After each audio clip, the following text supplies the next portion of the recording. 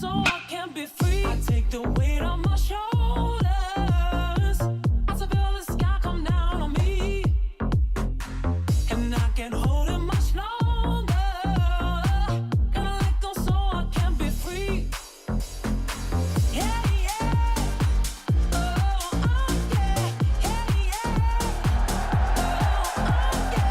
yeah. What's good, people? Foul territory. We live. Braun, Pierzynski. That's it. We don't like anyone else. Can I get rid of you? Or it just be me? I will happily stop talking if you want to do 2 hours by yourself. Do I get to pick the guests and stuff? Sure. What are you going to do for 2 hours? Me? Yeah. What do you mean? What am I going to do? You're just going to sit there? No, I'll go. Oh, like you want me to be mute on the show with you while you talk? No, I'm leaving. No, you're not. I would depart. No. I'm not sitting here to stare at you and listen to you talk Stare for into 2 these hours. baby blues.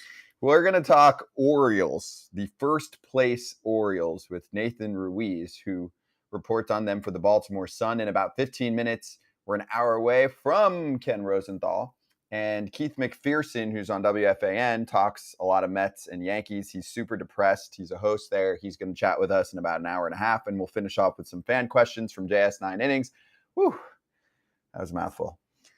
Check out the podcast as well. We post multiple pods per day to split up the show and give you all of the interviews and everything else. Rate and review. AJ used to remind you of all of that, but he's forgot his role.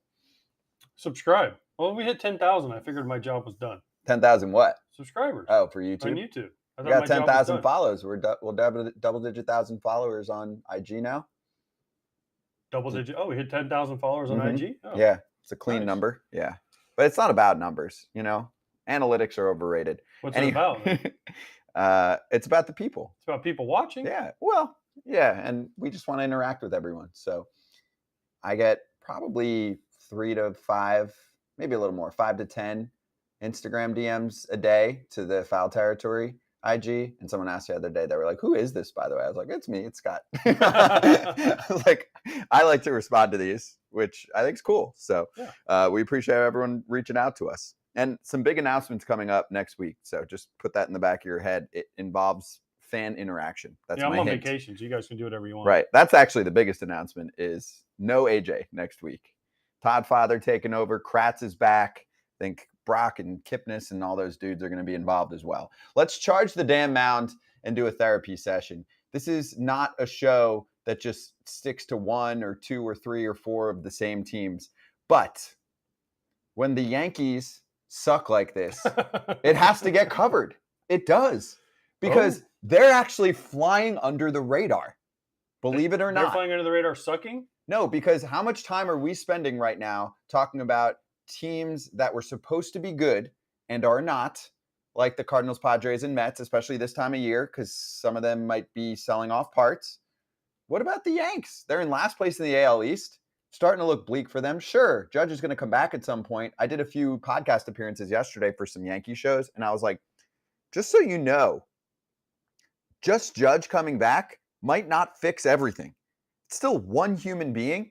And now more than ever, if I'm an opposing team, if I'm you, am I not going, when Judge is back and assuming that he's at his finest, am I going, there it is? Yeah, I'm going, why are we pitching to this guy? If I'm catching and you've seen what the rest of the team has done for these 2 months that he's been out, I'm like, skip. Judge, first base. Make him steal second and third. Make him get 2 hits for him to score because no one else is hitting. They fired the hitting coach. Tried that. They lost 2 or 3 to Colorado. They got swept by the Angels. Aaron Boone. Listen, I love Aaron Boone. He's a great dude. Fun to talk to. He's starting to feel it though, because you start watching his press conferences after these games. It's not the old, "Oh, we'll be okay." It's like, we got to start playing better now. Like, and you can see his face. You want to be a big league manager, huh? That's why people are like, "You want to manage?" I'm like, have you seen the way these guys look after a year? It's like presidents. You age like 10 years per year. But it's not, in my mind, I don't think it's his fault. It's not, but he takes the heat. You don't see Brian Cashman in front of the cameras every day after a game. Who do you see? You see the manager. The manager's the spokesman. But true or Yeah, false, but no matter the how- manager has less control now than they ever have. They don't. True. They don't build the roster. They don't do the call-ups.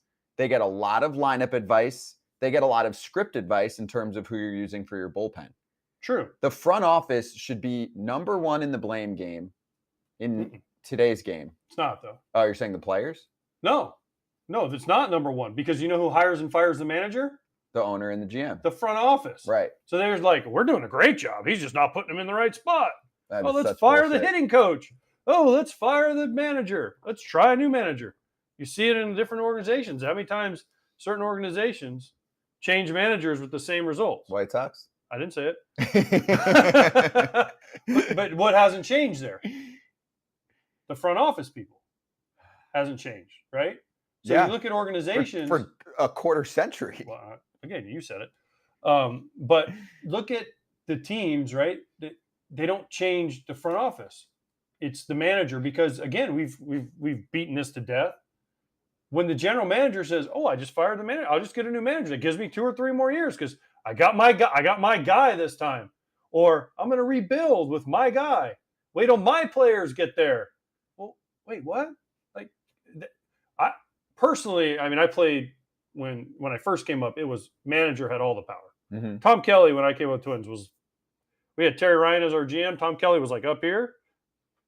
Terry Ryan was like down here as far as power. I mean, yes, Terry Ryan had power. Roster decisions? Oh, if Tom Kelly was Trades?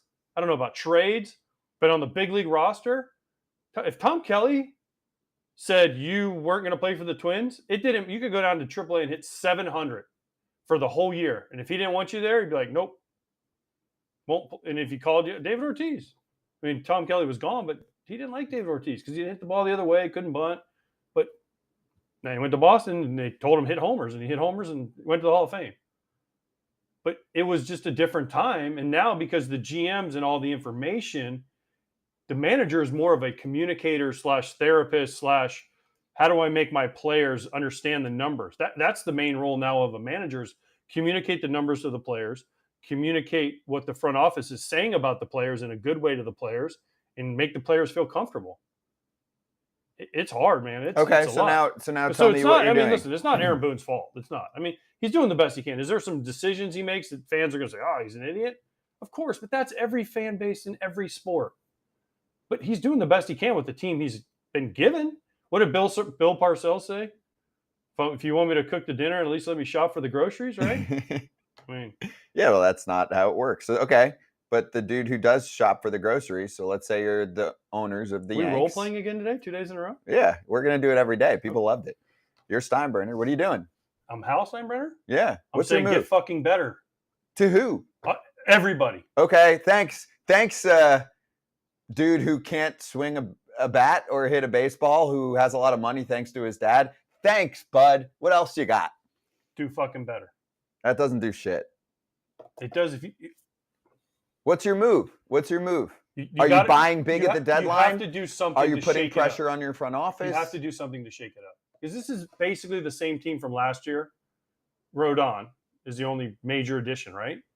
Because the rest is pretty. I mean, you got Donaldson, Volpe, who's new, but Torres is there, Rizzo was there, Trevino and Higashioka, right? Bader was there at the end of last year. Judge is still there. They got rid of Hicks, who they said was the problem. Not a problem. He's raking in Baltimore. Yep. Right? Their left fielder right now is IKF, who's not an everyday. I mean, I guess he is, but he's more of like a utility guy. Stanton has not been great. He's always hurt too. I mean, he hits homers when he's in there, but that's about it. And then the pitching staff is pretty much the same as it was last year. You had Rodon, who missed until July, and since he's come back, hasn't been very good. So that's not on the manager. The manager is like, okay, well, I've got these players. So you've got to do something, and this is not the Yankees way, but it's almost what the Cardinals are going to go through now. You got to do something to just completely shake it up. But Right? what? That's why Brian Cashman's been there for 26 years.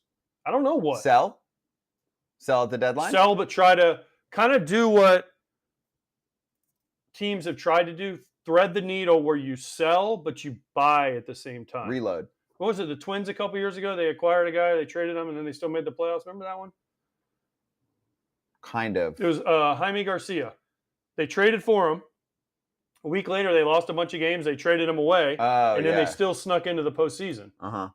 Right? Yeah. So that was like kind of, they didn't mean it to go like that, but they kind of threaded the needle. Yep. Like, can you thread the needle as a not a good team right now. Last place team in your division. I mean, I know they're over 500. I get all that. But you're still in last place. Can you thread the needle, make some major moves, but still keep your core happy, intact, and ready for a longer run? I don't like that plan, but okay. No, but the Boston Red Sox kind of did that last year. Like, what are we doing? And it was terrible. One other layer to this, specifically to yesterday, with the Yankees losing again and having nothing to show on offense and Rodon not pitching well. It's a lot of our crew right now in the chat saying, can you please go over two things? Number one, Carlos Rodon. I didn't get that one. A little kiss. Why? Oh, I bet you Yanks fans were all over his ass out there in Anaheim. And he just did I've done that before. I got sucker punched when I did that. But I did it once. By who? I don't want to get into it. No, you can't.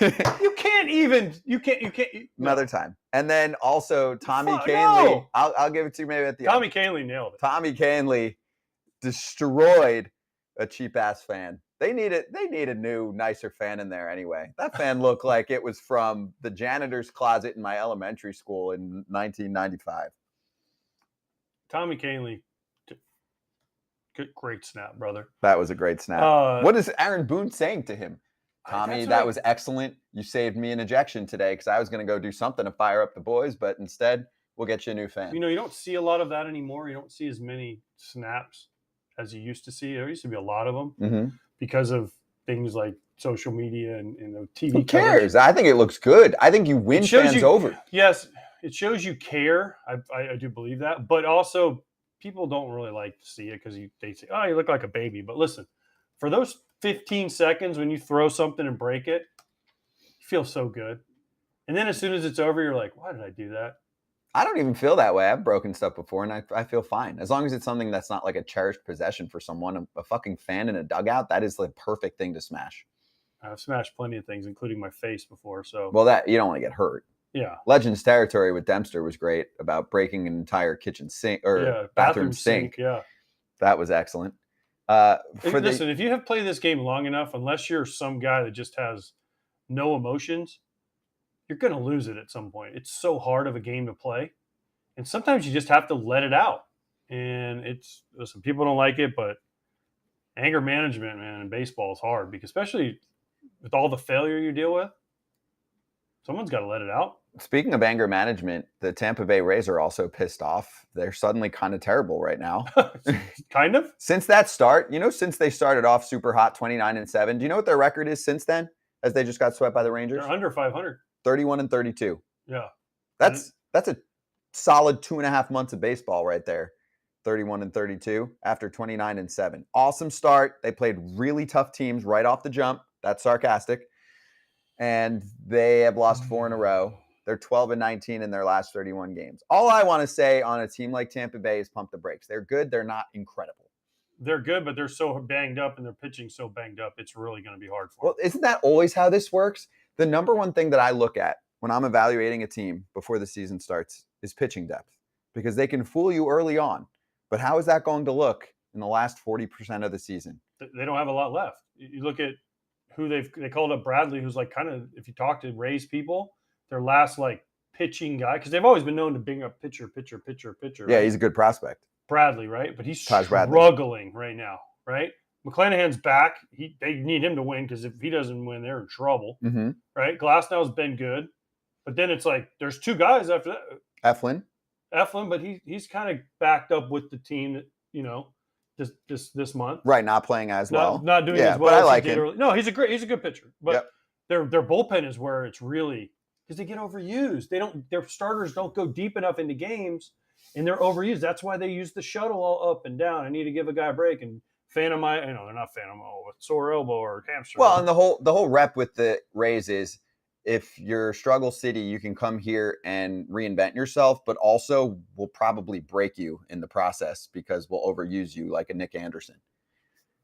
Yeah, you're right. No, it happens. It's the way they are. And it's the way they have to use their resources, and I get it. And Kevin Cash is a great manager. And Kyle Snyder, their pitching coach, is really good at his job. Been doing it for a long time since Jim Hickey left there. But, man, it's like – and to me, I've said this is why they can't win the World Series. They can't. They manipulate the roster. Them and the Dodgers manipulate the roster better than anybody with IL stints, up and down options, the whole deal. Mm-hmm. But when then you get to the postseason, they get stuck because you can't use the manipulation as much. So then you have to use guys for 3 series in a row, and they're pitching almost every day. And then if you watch like 2020, their bullpen kind of just went. Oh, everyone got overexposed as the series went on. Exactly, no doubt about it. So that's kind of but their way of avoiding that in the past has been we option up and down and do things, and it's a good way to do it if you have the depth. But as we see right now, they're running out of depth. Yeah, it's a great regular season plan. Yeah. But it can break guys. Jeffrey Springs out, crushes them. Rasmussen out, crushes them. But also just realize that when a player comes to the Rays, usually what they're doing is they're helping them improve velocity, and they're telling them, oh, yes, we got your 4-seam fastball up a few ticks. But by the way, we want you to use it way less. You're going to use a ton of, say, sliders. It's not going to more likely lead to an injury. Well, they also take whatever you do well and just say, throw this. Like Matt Whistler is a perfect example. A guy caught his big league debut. He was a starter, sinker, slider, changeup, multiple pitches. He goes to the Rays. He throws like 98% sliders. He threw like 100 and something, I think, sliders in a row without throwing a fastball. Is that good for you? For your arm? I mean, it got him. I think it got him a little bit of money. No, it did, and obviously it worked for a little bit of time. Yeah. But my point is, if a guy's throwing that much secondary stuff, isn't it more of a strain on your arm usually? Still sliders, splitters. That's above my pay grade. Okay. But it's interesting because today's the first day the Rays haven't been in first place all year. So what do they do now? Where do they go? Do they make that? I mean, I read somewhere, maybe Ken wrote it, that they're going to someone go have them go get Ohtani. Yeah. That would be awesome. I brought that up yesterday on one of my interviews. I said, dark horse, who gets Ohtani? I said, Rays? Well, we'll get into it with Ken because we're also going to touch on the top team in the AL East now, the Baltimore Orioles. Nathan Ruiz is going to join us on the other side. And first, poll question. Open it up. Scan the QR code on your screen or watchstadium.com/foul territory. Nice and simple to start here, okay? It's Thursday. Who will win the AL East? And all of the teams are provided. There is no other, even if you want to use that. We'll swing right back. We'll talk to Nathan Ruiz about the first place Orioles, and they made a trade yesterday.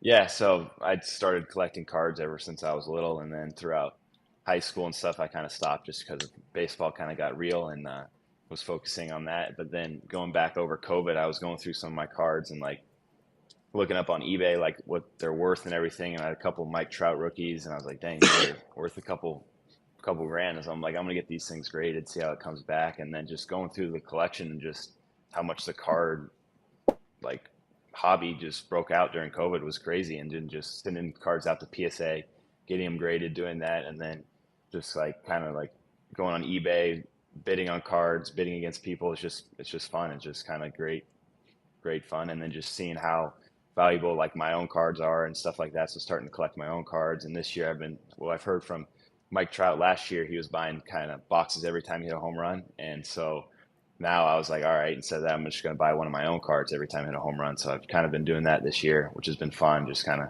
going on eBay, buying my own cards, bidding against people. I got an alias on there, so people don't know I'm kind of bidding on myself on there. But so yeah, that's been fun. And the thing with Vinny was, I think I got pulled like a Zach Wilson autographed rookie card.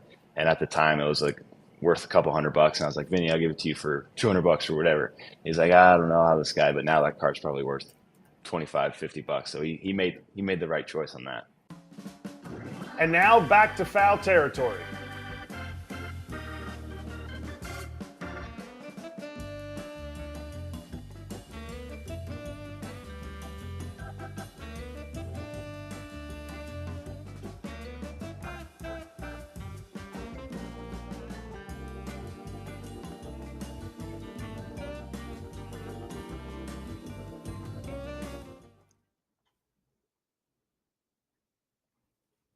Back on Stadium, Braun and Pierzynski. It's FT Live, and now time for Charlotte's Web Player Access, sponsored by Recreate.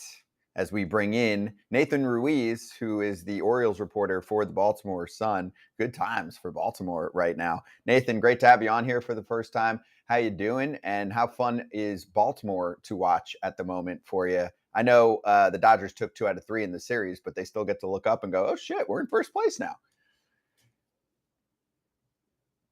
See that win yesterday gives them 70 straight multi-game series without being swept, 8th longest streak in AL NL history. So it's a team that, since calling up Adley Rutschman, hasn't let a team sweep it. Have had a couple 1-game series that didn't go their way, but obviously just played really good baseball for the past 18 months now, or 14 months now since calling him up, and like you said, tied for first place going into this big series.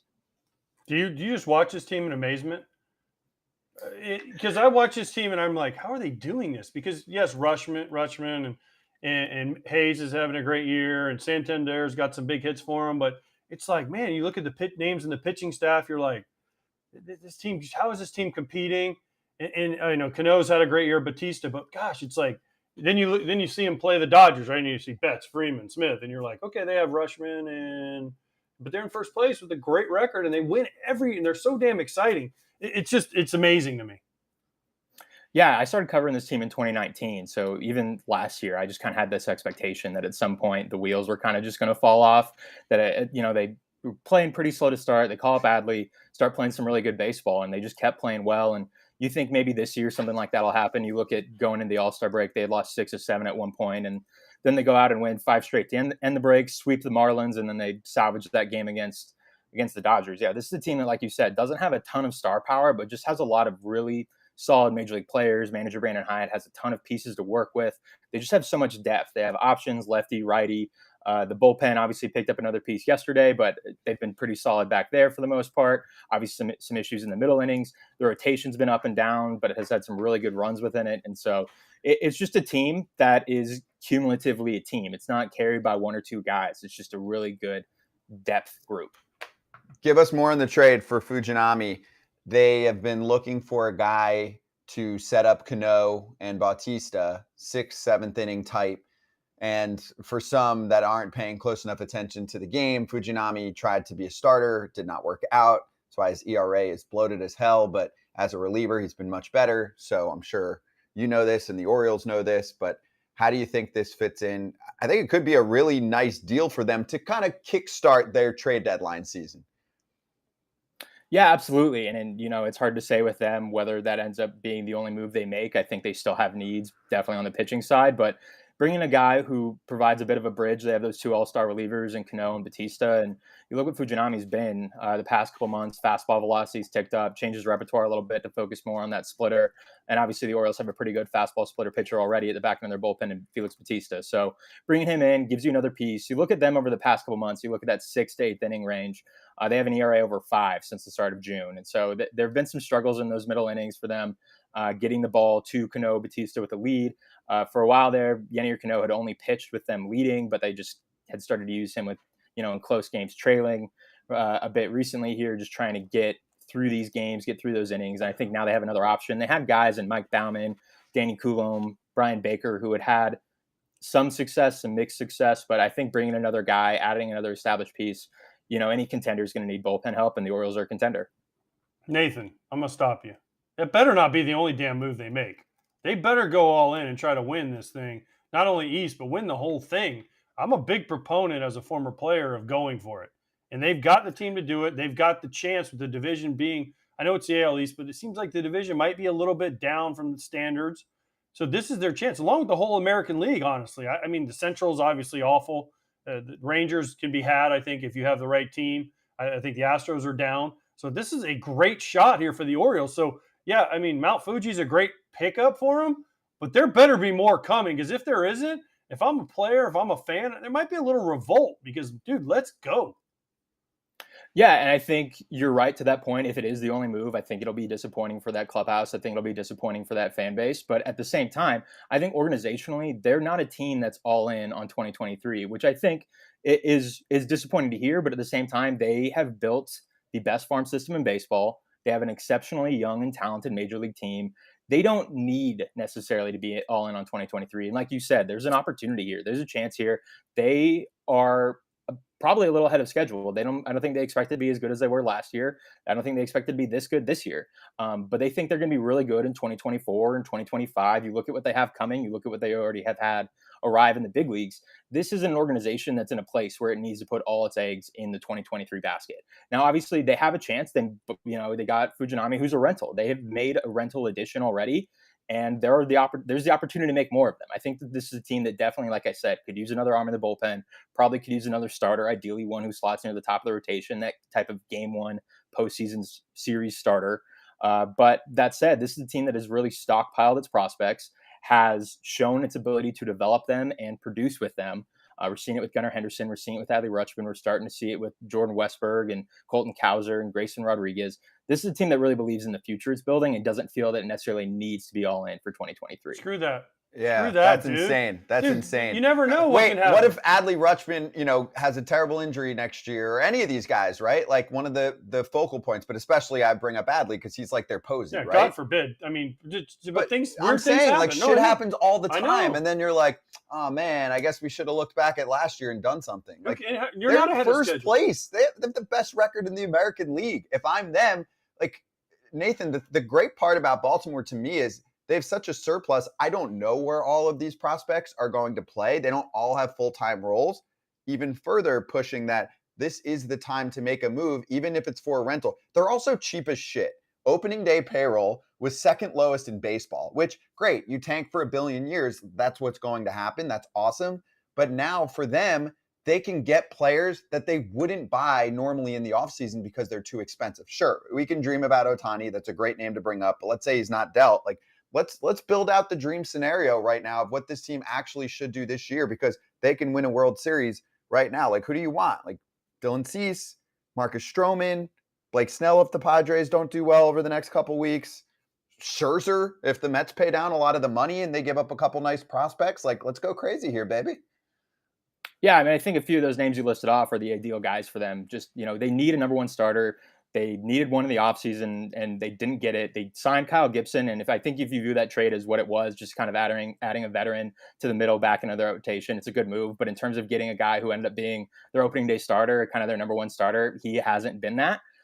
They've had nice production out of Tyler Wells and Kyle Bradish. Dean Kramer's been solid. Obviously just brought Grayson Rodriguez back up, but this isn't a team that has a number one starter. Most of those guys are very early in their careers and probably going to have some kind of inning situation at some point. This team clearly needs another starter. I want to be clear that, like, I'm not saying that they don't need to do anything else. They should. But this is also an organization that has operated a certain way for the last few years, and now it has the opportunity. This roster has exceeded expectations the last 2 years, and the front office definitely has the opportunity to do the same. Well, here's my thing. The players dictate what schedule you're on. The players are ahead of schedule, so therefore the fans want to win. Like, you can go into every season and say, oh, we might not be any good, but then all of a sudden, boom, you're pretty good. Happened to the Cubs. They were good a little quicker than they thought. Yeah, Pirates were good and missed their boat. They didn't do shit. Which is the good a while back. Which is a good problem to have if you're an organization.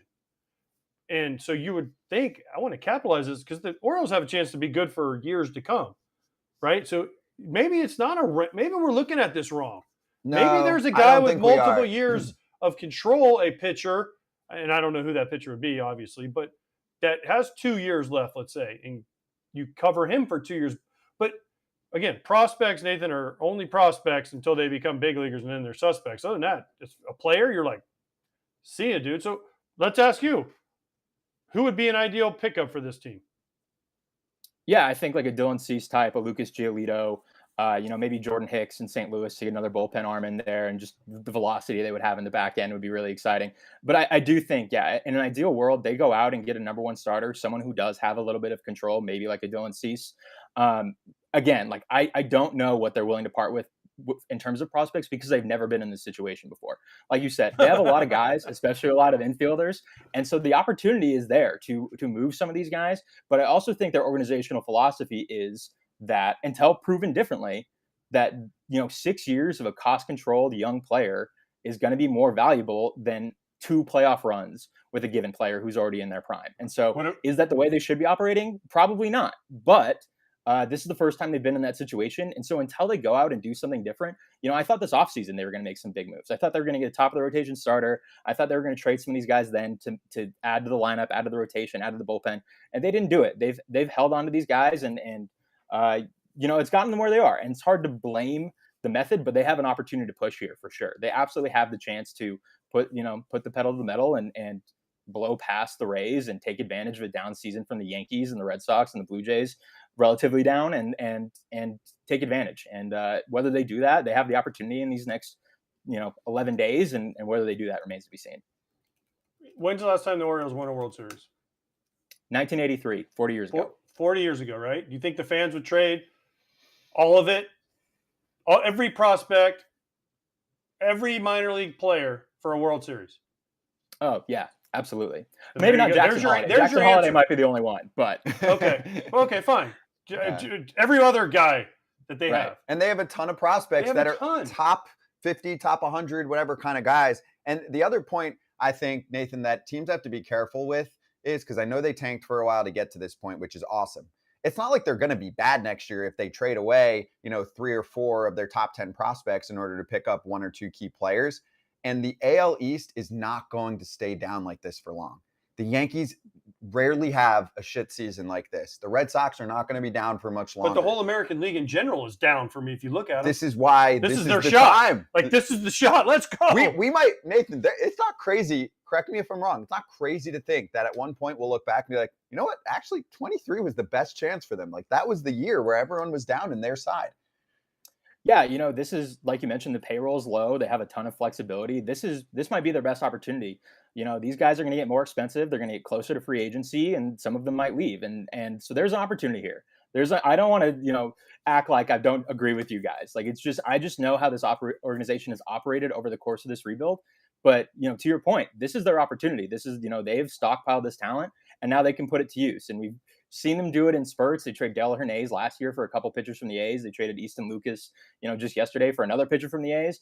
But that's hardly picking at the top levels of their farm system. They have so much middle infield depth, middle infield young talent, that they could part with a couple of those players and add a really significant piece for this playoff push and maybe next year's too. And there's definitely an opportunity here, but this is also an organization that sees its window opening now and thinks it can contend in this division for a long, long time, and believes that given its financial situation, it needs to operate a certain way in order to remain a consistent contender. But to your point, this might be their best opportunity. We won't know that for years to come, but they hope and believe that there's a lot more opportunities coming, and I think that's how they're going to operate. Nathan, how long have you been covering the O specifically? This is my 5th season. So 2019, I started right with the rebuild. So perfect. So what I wanted to ask you about is the health for baseball of tanking. Do you think that the Orioles' success now, after tanking for technically, what would you call it? 5 years? 6? I would say the 18 trade deadline to like the 22 trade deadline. Okay, so 5-ish years. Do you think that it hurts our sport because the Orioles now are showing that they were like probably the top tanking team over that past half decade? And look at them. Every owner is salivating and jealous about the Orioles. They're spending no money. The place is starting to pack up in Camden Yards. They're full of prospects. They can make any trade they want, right? All of that, and they're profiting like crazy. Do you think it's bad for the sport because you were there for this? As awesome as this is right now, it'd be cooler if there were other ways to get to this point without basically losing a mini generation of fans because the team's so bad you can't even watch them. No, yeah, I think they definitely have lost fans. Like you mentioned, attendance going up, but still, like, they'll draw 25,000, 30,000 on a good night. They don't open the left field upper deck. Like they haven't brought people back in the same way. There are definitely people who are still hesitant and still lost to those awful 18, 19, 21 seasons. And as someone who watched most of that baseball, it was really rough to watch. There were a lot of nights where the Orioles would go into the 7th, 8th inning with a 2-run lead and then end up losing by 5, 6, 7. It was really rough baseball to watch. And a lot of those players had to play in it too. You look at an Austin Hayes, a Cedric Mullins, Anthony Santander, Dean Kramer, Ryan Knock. There's a lot of guys who had to, endure and weather that too. And so they're really happy to be on this other side of it. I think to your point about kind of the state of tanking, there are a lot of other teams who have tanked. And obviously we point to the examples of the Astros and the Cubs as teams that worked out. But there are a lot of teams that did what the Orioles did and did what those teams did, and it didn't work out. You look at the Orioles, this wasn't just like them taking top of the draft guys. Like obviously they had a lot of early picks, but Gunnar Henderson was 42nd overall. Jordan Westberg was 30th overall. Like this wasn't just that. They have exceptional player development. They have a lot of systems in place that have allowed them to have the success beyond just playing really bad baseball. And obviously it helps now that they have an exceptionally low payroll. They did get a lot of top picks. They still have a top-ranked farm system because they were so bad. I mean, you look 2 years ago, they were the worst team in baseball, and now they're the best team in the American League by winning percentage. And so as a result of that, they have Jackson Holliday, the number one prospect in baseball, in their farm system. So they definitely benefited a lot, but I also think there are a lot of teams that have tried to do this and not done it well. Okay, change the subject.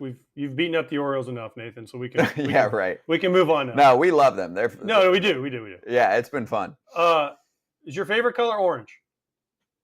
It was when I was younger, actually, yeah. It's not anymore because you went to Oklahoma State and now you're an Orioles beat writer, so you got to love orange and black. Right. Well, and I grew up a Giants fan, actually, so there's a lot of orange, and then Oh, it's so just you hate hard, me. you know. Yeah. No, actually, my mom. He was like, yeah. My mom. He's like, yeah. No. My mom is actually a huge White Sox fan, so I Okay. figured shit. I'd pass that along. So she says thanks for 2005. Okay, Oklahoma State's in Stillwater, Oklahoma. Have you ever been to Stillwater, Oklahoma? No. How many cups? I went there the first time this year. How many cups in different color cups do you have from Eskimo Joe's? 12. 12. And only because my fiance went to OU, so we had to trim down the Ooh. number. So there's a bit. So yeah, I've been cut down. I had a lot more when I was just living that single studio apartment life, but now I've been cut down to 12. Okay, yeah. So see, you don't know. Eskimo Joe's like the main place in Stillwater, and they give you every beer you drink, they give you like a little cup, and it's like pink, blue, yellow. They're all different. It's like You only tie-dye had 12 cup. beers? Well, I mean, in 4 years of school, So I'm sure I you had just- more than 12 beers. Yeah, That's what I'm saying. sweet teas too, some sweet teas. Yes, Ooh, true. I like Yes. that. Also Okay. true. Awesome. Okay, just checking. And by the way, Jose Ramirez will beat you in Mario Kart because allegedly aren't you Oh, the yeah. Mario Kart champion of the world? Do you Yeah, know I about was- Jose I won a Ramirez? We got to 7 jump, but person. do you know about him? Like his Mario Kart skills? I'm vaguely aware. Yeah. Okay. Definitely worth a look. Like we've done some conversations with Guardians players about it. There's a couple good articles. Be curious to get your take next time we bring you back on, because he's Yeah. literally a cheat code in that game. I'll check it out for sure. Nathan, awesome having you on for the first time, dude. Enjoy this fun ride. Yeah, I really appreciate it, guys. Thanks so much for having me. Thank you. And want to remind everyone, Recreate wants to send you to the World Series. Follow hello_recreate on Instagram for more info. No purchase necessary. Ends July 31st. Must be 18+. For rules, visit charlottesweb.com/World Series. Recreate is the official CBD of Major League Baseball. It is right here on the desk with us. We'll reveal those first poll results. Who's winning the AL East? That's next. Better roll for you, that or Oh, skid yeah. mark in Kingpin. Yeah, that's that's bullshit right there. You bring that up. What do No, you I'm mean? kidding. No. Yeah. So let me. I'll do a quick one on that one. I was supposed to be in Dumb and Dumber, and the team wouldn't let me go. We're going to film one day somewhere. And Wait, were you going to be Seabass? I was going to be Seabass, kick his Damn. ass Seabass. Yeah. So, and the Fairley brothers, they love to have like a New England, athlete or whatever in their movies. So I said, listen, they're not going to let me come. I'm kind of disappointed. It looked like it was going to be fun. But Cam was with the Bruins at the time. And I said, get Cam. So Cam had kind of a Canadian accent, and most of the lines in there for like a shit kicking truck driver. I'm going to kick his ass, Seabass, and all that.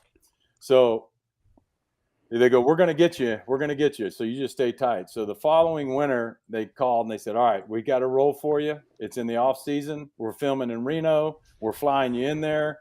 Take one day. We're filming at night, and you can do it. And I said, I'm not going anywhere, boys, till you tell me. I know you guys got a crazy nickname. What's my name in the movie? And they go, well, if we tell you that, you won't come. And I said, what is it? And he goes, well, you're Skid Mark. And I go, you guys are friggin' crazy. And I said, they go, all right. I said, what am I going to be this time? They go, you're going to be another shit kicking truck driver. You're going to come into a bar, and Randy Quaid's going to be dancing with your girl, and that's where Woody's going to be with you, Harrelson, and here we go. And but yeah, the hat I had on, I had an earring in. I had 3 tattoos of the girls that I had dated or married, and they crossed 2 of them out, and I had the current one on my bicep. And then my hat was the best. My hat said truck driver hat said ass, grass, or cash. No one rides for free. And now back to foul territory.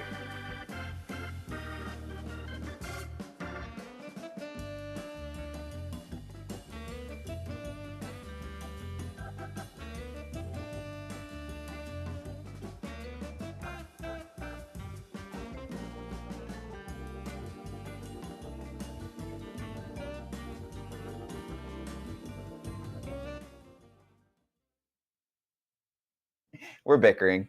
Braun and Pierzynski with you. Ken Rosenthal Children. will join us in that second hour, and so will Keith McPherson, who will be our New York City specialist. Ken will cover all the teams for us. First poll results. The Baltimore Orioles will win the American League East, according to our fans. They are winning by a landslide in this poll, which actually, to me, a bit surprising that people are giving up on Tampa Bay so quickly. But I do agree. I picked Baltimore. What about you? At the beginning of the year? Yeah. You picked Baltimore? No. Right now. Oh, right now, yeah. I think Baltimore has all the momentum. They're playing the best right now. Yankees are faltering. Red Sox are, lose 2 out of 3 to Oakland. That's, one series. But I think if you look at the roster construction, Toronto's kind of hasn't figured it completely out. Rays were so high. They're so beat up. I think Baltimore is the one team in that division that is really climbing. Especially if they do actually make moves like we just talked about. And I love that they made – listen, yes, Texas fired the first shot with Chapman really early, but as far as like rental guys and trade deadline guys getting from the Met or the A's, it's a good start. It's a great start. When Nathan was like, if that's all they do, I was like, whoa. Yeah, we got a lot more to do. They better Orioles do fans. way more than that. Yes. This next poll question is up for you. We're about to put it up. Scan the QR code or watchstadium.com/foul territory. Should teams sell other teams' jerseys in their team store? Do you understand that? Otherwise, you should definitely listen to this morning's pod. Are you cool if you're a Mariners fan with Blue Jays gear being sold in your team store? A, no way. B, sure. C, I don't care either way. Or D, depends on the jersey. Think about it. Or no. We already played this out quite a bit yesterday. Just wanted to get everyone's thoughts.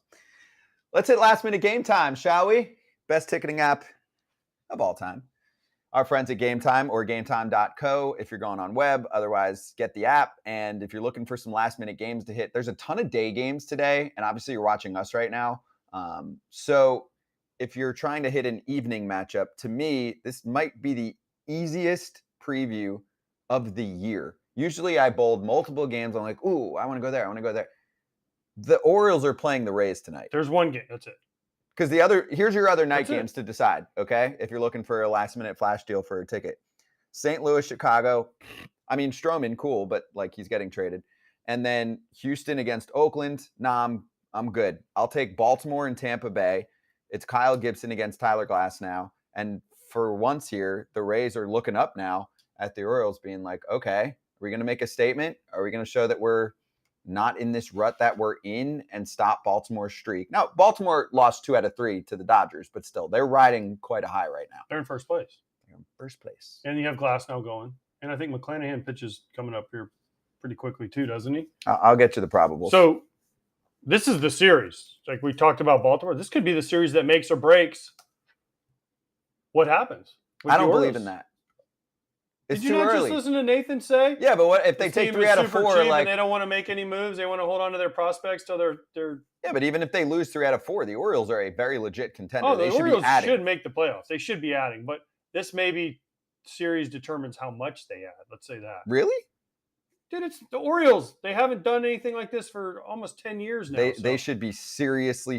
Oh, they should add everything not they can. Back. But again, I'm not the Angelos family, and I don't have control of the purse strings. Yeah, I can tell you, you're very wealthy. You're very wealthy this year. You're making a shitload of money. You're spending nothing on your team, and you're making a ton of money. Kyle Bradish versus Zach Eflin is tomorrow. Next day is Grayson Rodriguez against Shane McClanahan. That's a stuff game. Yep. That's a good game. But we're focusing on today. So, I mean, that's the only one that's even other than I would like to have seen Gallen versus Strider, but that started at 12:20. So, yeah, no, Game Time can't, as amazing as they are, they don't have that figured out yet. They have just about everything else. So let's run through it right now. If you're stressed out about last minute tickets, no need anymore. If you're looking for sports, music, comedy, whatever it is, killer last minute deals, best price guarantee. It's all there for you. Easy to find and buy tickets for any kind of event in your area or otherwise. And you don't need to plan months in advance. You can be very last minute. The Game Time guarantee means you'll get the best price. If you find tickets in the same section and row for less, Game Time is going to credit you 110% of the difference. They've got your back, as you can see right there. Boom. What game are we hitting right there? You like that view? Yeah, I need a little closer. Closer? Okay. Yeah. I'll click out and give you a better view next time. Yeah, I need a better view. I need closer. Are you a behind home plate guy because you're a catcher, or you don't need that? No, I don't like to be. I like to be a little higher so I can see the whole field. Okay. Right. Well, no problem. I'll find it for you. Download the GameTime app, create an account, use code FTLive for $20 off your first purchase. Terms apply. Again, create an account, redeem code FTLive, $20 off. Download GameTime today. Last minute tickets, lowest price, guaranteed. I also, Scott, like a club and air conditioning if I need it too. Just throwing it out there. Like a nightclub? No, like a club where I can go get free food and stuff. Okay. You still have to take me to a game, by the way.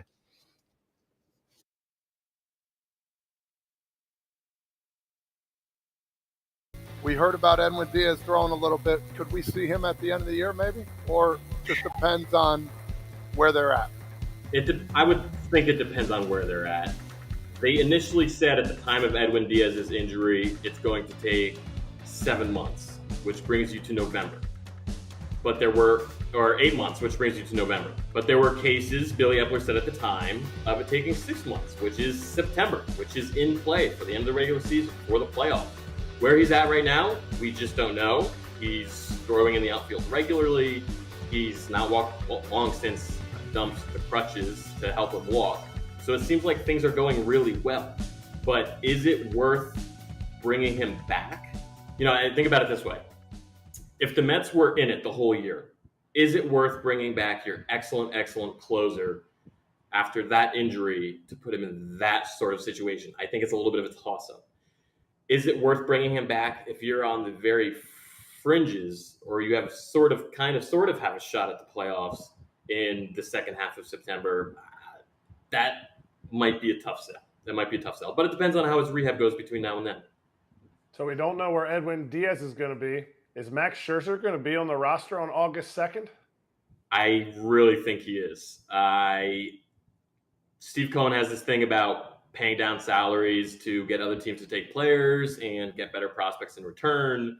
And if he took that to the extreme in the case of Scherzer or Verlander and their record $43.3 million salaries, that would be pretty fascinating to pay that much money for a player to play for another team.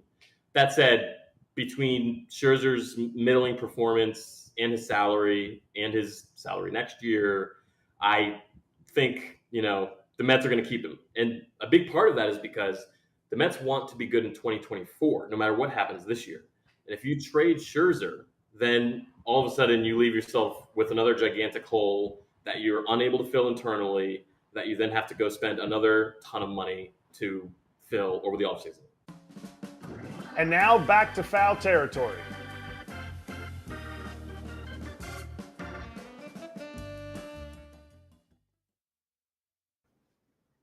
I don't want to start a whole firestorm again because we had such acting class yesterday. Hey, everyone, back on Stadium, Braun and Pierzynski. But we're going to close up the second poll where we said, should teams sell other teams' jerseys in their team store? And it's pretty close between no and depends. Okay, so I thought about this. I actually did think about this last night because we had, you role playing Mr. Your owner, you're George Steinbrenner, and I'm George Costanza. Okay, it was fun. I was actually the owner of Nintendo, against it. By the way. I am against it still. Mm-hmm. This is all I will say. If you want to take a little section in the back and put every team stuff, not just the team you're playing against that series, have a section of all 30 major league hats, all 30, pick one player or a generic jersey of every team. That I could understand. Okay. But not one specific player. I just have to do like a 30-second replay of the acting that we did yesterday. So being that you brought this to my office now on day 2, hey, you're AJ, you thought about it. Okay. Owner goes, cool. Okay. I like that compromise. We will put a little section in the back where it offers everything. Are you going to, I'm not even going to tell you this because you're not going to pay attention, but I'm just going to load it up and have a lot more of like a particular team sometimes. In that section, like, you go pick out a shirt and you're like, wow, it's this much Blue Jays. And then it's like Orioles, Yankees, That's fine. Angels. Okay. So that's a good compromise then. Okay, that's fine. As long as all 30 teams are offered. Yes. Then you're okay. Then I'm okay with it. I did, I actually did think about this last night because I was like, Scott's an idiot. So how can I compromise with him? You know, what's it? Arguing with idiots? Also, I mean, I can't be that much of an idiot. I'm playing a role. It's called acting. If you hate someone on the screen, that means they're doing a good job of acting. So really, you said actually anything about enjoyed acting? my acting performance.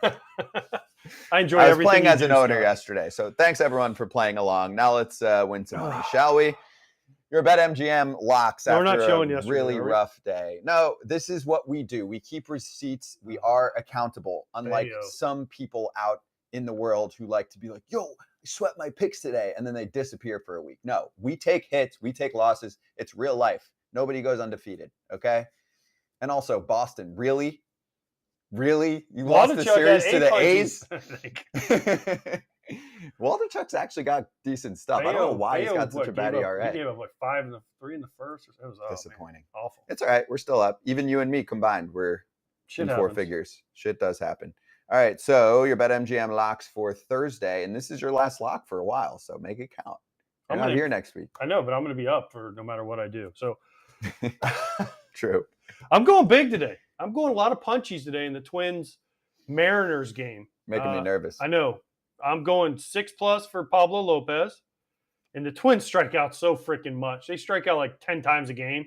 So Gilbert's pitching. I'm going 7+ Kirby. for him. Or Kirby, sorry. Mhm. George Kirby. I get those two confused. Yeah. I don't know why. They're both really good. They are really good. So 7+ for him.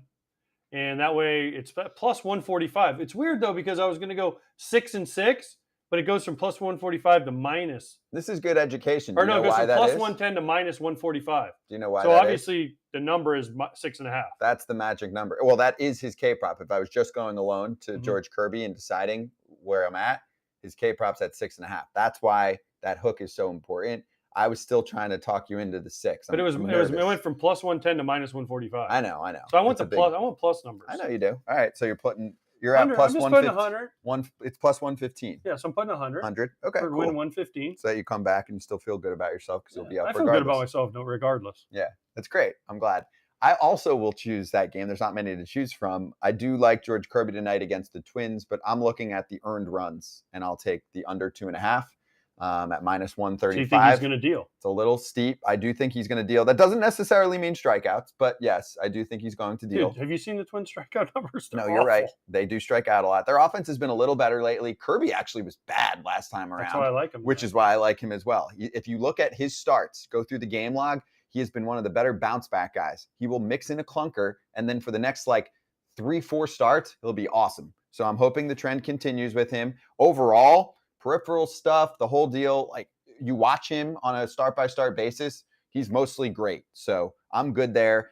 He doesn't walk anyone. His command's so good that obviously guys can be aggressive against him sometimes. So if he does miss middle, it's not like guys are sitting and waiting I'm going to take a lot of pitches. You can't take a lot of pitches against George Kirby. No, he throws too many strikes. Yes, that's what I'm saying. I was looking at the other game I really looked at was Baltimore Tampa Bay.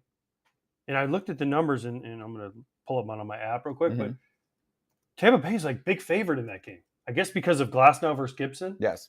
But they also were in Texas. I like Baltimore. They were in Texas late. They had to fly home to Tampa. Tampa's been playing awful. Baltimore. Tampa's minus 185 in this game. Yeah, I think that's heavy. That's why I was like, wait, is McClanahan pitching? Because I know Glasnow's been good and he strikes out a ton. But he's also only going to go probably 5 innings. Yeah. I know. So it's gosh, dog. But it scared me away when I realized it was Glasnow, not McClanahan. Mm-hmm. If it was McClanahan, I would have been like, okay, I can see laying that. That's a big, because Gibson can go out and dominate now if he gets the sinker ball. Or at least just turn this over to the bullpen for both sides. And then the Orioles could win that battle. 8-9 especially. I don't know when Fuji's coming over, but maybe he'll be ready to go. The other thing is they're pitching Adam now. I saw Adam in the 7th inning. He was their closer. Yeah. Well, he was closing games for him. But not every game. Fairbanks, but a lot. Yeah. Now he's pitching in the 7th inning. Hey, times are tight right now. They got to win ball games. So and Fairbanks is too worried about guys, telling him to drink bleach, which is still unbelievable to me. Don't do it. Don't do it. Thanks. He needed that. Hey, hit the bonus code FOUL if you're new to the party on the BetMGM Sports app on iOS or Android, or at betmgm.com. You sign up and deposit into your newly created account. Place your first bet offer, receive up to $1,000 back in bonus bets if it loses. And if that does happen, your bonus bets are available once the wager is settled. Always bet responsibly. Gambling problem or concern? Call 1-800-GAMBLER. Do we have a minute? Can we do the giveaway winner now on Stadium? Yeah. All right, great. Yeah, let's do it. So we haven't gone, I would say, a week without giving something away to our fans in quite some time. And that continued this week. Our friends over there, Candy Pop, Oh, I was like, giving away variety packs, cookie, candy, and cereal pop, and some signed Foul Territory merch. And all you had to do was follow both accounts and hit a little like on the post. And we have a winner. Nice. The winner of the Cookie Pop, Candy Pop, Foul Territory giveaway is Anna Nguyen. Congratulations, Anna. Thank you for being part of the FT fam. Big, nice package coming your way of a variety best part of of that packs. is she only has 3 posts. We were one of them, and she won. No, she didn't post about it. She liked us. Oh, You don't have to post I about thought she had to us. repost it. Maybe she'll post about it. Anna, better if now. you're watching this, if you post about us, we will mention you again. Visit cookiepopcandypop.com and enter code FOULBALL for 20% off. So if you didn't win, there's still a chance for you to get a little hookup there. So hour number 2, as we'll flip it over to our Foul Territory YouTube channel, Ken Rosenthal is going to join us towards the top. Oh my gosh, I have 30 questions for Ken, but I know we only have him for like 20 minutes. But we'll do what we can. We'll probably take some questions in the chat for Ken as well. There's so much news. He put out this massive notes column on trade scenarios. I still want to ask him about the hell that's going on with the Yanks. And I know some people were asking earlier about guys that they could deal, like Bader, Gleyber Torres, Wandy Peralta, a lot of guys hitting free agency. And then also Commissioner Manfred's getting re-upped for another 5 years. That's a big story. That's something I want to ask That's about. a big story coming up next on FT Live on our YouTube.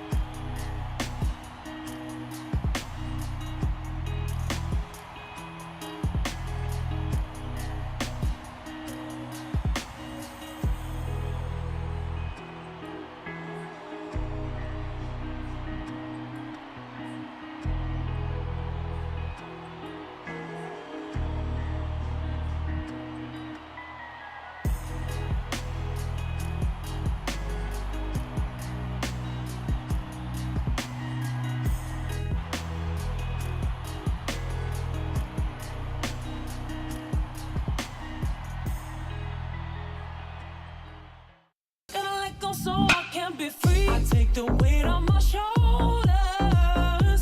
I feel the sky come down on me, and I can't hold it much longer. Gotta let go so I can be free. Yeah, yeah. Oh, yeah. Yeah, yeah. Yeah, yeah. Let's run it. Foul Territory. Scotty Braun, A.J. Pierzynski, Ken Rosenthal joining us soon, and then Keith McPherson in about 30 minutes from now on the Mets and Yankees. But I want to start with the Braves. One thing from that Diamondbacks-Braves series, and by the way, Braves fans, deep breaths. You will be okay. Dude, they're losing again, though. Okay. Strider just gave up a 3-run homer to go down 3-1 against Zagallon. I think they're in good shape to win the They've lost division. 4 in a row, right? This would be 5. if This they would be a lose. season high 5 by itself. We're going to get Ginkel versus Acuna again? Are we? Wait, what's the score? It's 4-1 now. They just went. Some other dude just went deep. Yeah, we might get Ginkel against Acuna. So let me get your thoughts. Did your Fireworks. pitcher ever get pissed at a dude taking a course. massive lead off of third I and don't know if I've ever. doing the wave? I mean, I don't know that pissed off, but there were guys that definitely got distracted. I've never seen a guy step off and walk over to him. What are you trying to accomplish there? I don't know. And then the next pitch, he threw a wild pitch and he scored, and Acuna's like, Not next pitch, but soon after. "Oh yes. yeah," I was like, "Sorry." Yes, yes. But then he I'm scored. just for the trolls. Yeah, sorry. My I'm bad. just I helping know, you I out know. for the Troll trolls. away, For the people. trolls. And Acuna scores, and as he's scoring, he like just looks at him. And There was a great photo I of was hoping they would say something to each other, but no one looked like they said anything to each other. who wins in a fight, Acuna or Ginkel. Well, I know the Braves are going to support the hell out of Acuna, so it might be 26 against 1. Well, wait, and I'll add to that because first off, if you watched, Nick Ahmed went to Ginkel at one point to calm him down. Longo went to him to probably be like, dude, he's doing nothing wrong. Pitch, okay? And be happy that you're up in the bigs. And he's pitched well. He's closed it out the last 2 days. I know, but he's not Acuna. Torey Lovello, after the game, said Acuna was doing everything he was supposed to do. Kevin shouldn't have paid any attention to that. Can't be more clear that the Diamondbacks are not trying to start shit with the Braves, and they think that their closer was just losing it for a moment. And whatever, it's not that big a deal. It's not like he took a swing at him or something. He just walked over there. It was kind of weird. I'd never seen something like that before. Walk back, focus, dude, also, because if this was a one-run game, you would have blown the damn save. That's the thing for me. Like, who cares what that guy's doing? His run means nothing except for your earned run average. So just get the guy out at the plate. If you get the guy out at the plate, they didn't score anyways. Right. Why are we? If he steals home, you're still up 2. Who cares? He's worried about the wrong things, man. I want my closer. We've talked about on the show, right? How many stolen bases because of relievers, and they don't give up as many. They give up more stolen bases. Mm-hmm. But I want my closer focused on the hitter. Forget the dudes running around. Whatever. Get the guy out at the plate. Unless the guy on base is the tying or go ahead run, you get the dude out of the plate and worry about everything else later. Torey said also, quote, we'll get that tightened up. Like, they're clearly going to talk and be like, dude, relax. So, okay, quick acting. Oh, my God. I've been banned from We saying have role created play. a monster. You're his catcher. Yeah. Or just seeing what Ahmed and Longo, 2 of the vets on the team, went over to him and said, what do you say to him? Like, what's the quick thing to get him back Well, on after track? the game, I'm like, get the hitter out. I'm literally from You would home go plate. up to him, right? No, I'm from home plate. I'm like, get the fucking hitter out. He doesn't mean anything. Doesn't He's he know bothering that? you. Guys don't understand. There'll be times you'll have a 3 or 4 run lead and we're throwing over the bases. And I'm like, get the freaking hitter. Is he Don't worried let about other his crap- ERA? Maybe. But still, dude, just get the hitter out. There was 2 outs, too, I think, at the time. It was. It was 2 outs. 2 outs. And then, Eventually, you he know got what? Murphy. You know what, He though? walked Olsen and then almost walked Murphy. It was 3-0, and then Came back. got him on But a that was ground, when he threw the ground wild ball. pitch and Acuna scored, right? But my thing is just get the hitter out. Like, if you get the hitter out, Acuna can do whatever he wants. He can jump around and act the fool, but his run doesn't mean anything. The goal is to win the game and get the 3rd out in the 9th inning. I also like what Acuna was doing, which was nothing wrong. It actually kind of worked. He's- But now other teams are going to be doing all kinds of crazy stuff to him. Well, exactly, but when your reliever is looking that way and Acuna is like doing a whole dance, it's distracting It could be. But apparently it is very for distracting. him. He steps off and walks over there. He's like, I don't know. I mean, was he scolding him? Or don't I you don't do that, understand. Ronald? It's one thing if you know, like how guys get sign stealing paranoia. If like someone was barking at someone because they think they're stealing signs, like that's not what it was. So, what are you trying to get him to stop doing? Dancing around? Does he have to stand there straight? Like, does he have to put his arms down? Is he allowed to smile? Nope. What are the rules? Not according to Ginkel. Let's bring in our buddy Ken Let's ask Rosenthal. Ken the rules. He Joins knows us it all. He right knows now. Oh, and let's do our Charlotte's Web player access, sponsored by Recreate. And let's touch on the player side here first, real quick. Ken, did you see that yesterday? I read about it. I didn't actually see it. Okay. Well, I think AJ. But Torey Lovello said something really pertinent. He said that Acuna did nothing wrong Mhm. and that the pitcher has to account for that. So to me, that's end of story. And as you said, Scott, what he was doing was effective. And if it works, it works. Not cheating, not doing anything illicit. It's fine. I think a lot of people are just worried about Acuna in general these days because he wreaks As havoc. it should be. He's Yeah, good. as they should be. Exactly. All right, so I have so many directions I want to go. I'm going to give AJ the option. Do you either want to start with like all the trade talk and the teams and everything, or do you want to start with the commissioner getting Commissioner. re-upped? Commissioner. Okay, so let's start there. Ken, you and Evan Drellick teamed up to report on how Commissioner Manfred is going to have another term, probably the same as the last few, 5 years, probably $25+ million. So what do you think about it? Because I think the role of the commissioner in baseball has changed. he's making money for the owners, so that's all that matters. So do you think this is the right decision? Not that there's someone that's going to replace him that was in the running, but do you think that he's doing what he should be doing in that role? He's doing what he should be doing, Scott, as you just mentioned, for the people who employ him, the owners. And to some degree, you're right. The role has shifted over the years. And back in the day, a long time ago, we thought about the commissioner being someone who acts only in the best interests of baseball. And that sort of changed when Bud Selig became commissioner because, of course, he was a former owner. And it became a situation which was not really unlike what it ever was, but the owners run the show. Manfred works for the owners. It's a simple equation. He makes no bones about it, nor really should he. So I can sit here and question this and that and the other thing, and we do, right? We criticize him when we think it's appropriate. But as you said, Scott, he's making money for the owners. The sport is in a better place this year than it's been in a while, and for that, he gets some of the credit, for sure. So they're not going to change it. And I kind of make the analogy to what I discussed earlier this week with regard to Ohtani and Artie Moreno. It's not a perfect analogy, but hear me out. I said earlier this week, the Ohtani decision, my opinion doesn't matter. You guys' opinion doesn't matter. Fans' opinion doesn't matter. Nobody's opinion matters but one man. That's Artie Moreno. With the decision to have Manfred back and extended, it's the same kind of thing. The only opinions that matter are those of the owners. They are apparently satisfied or clearly satisfied with how this is going. So we can sit here and squawk all we want, and we can wonder why he isn't a better public speaker and doesn't handle himself more gracefully at times. We can question certain decisions. That's all fair game. But at the same time, he's not going anywhere, and he's not going anywhere because the owners like him.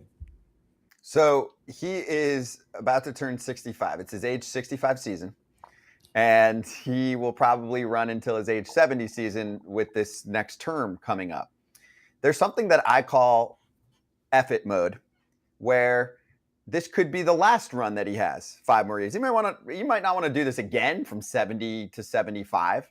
Do you think that affects the way that he commissioners at all, where you don't have to take as much shit potentially from everyone else? You can sure make your money, but do you tilt the line a little bit towards legacy and trying to have a more favored reputation in the way that you speak to the media and deal with fans and in the decisions that you make, where you don't have to take shit from, a certain owner 24/7 because you don't have to worry about him reelecting you? Do you think that could tilt at all during this next term?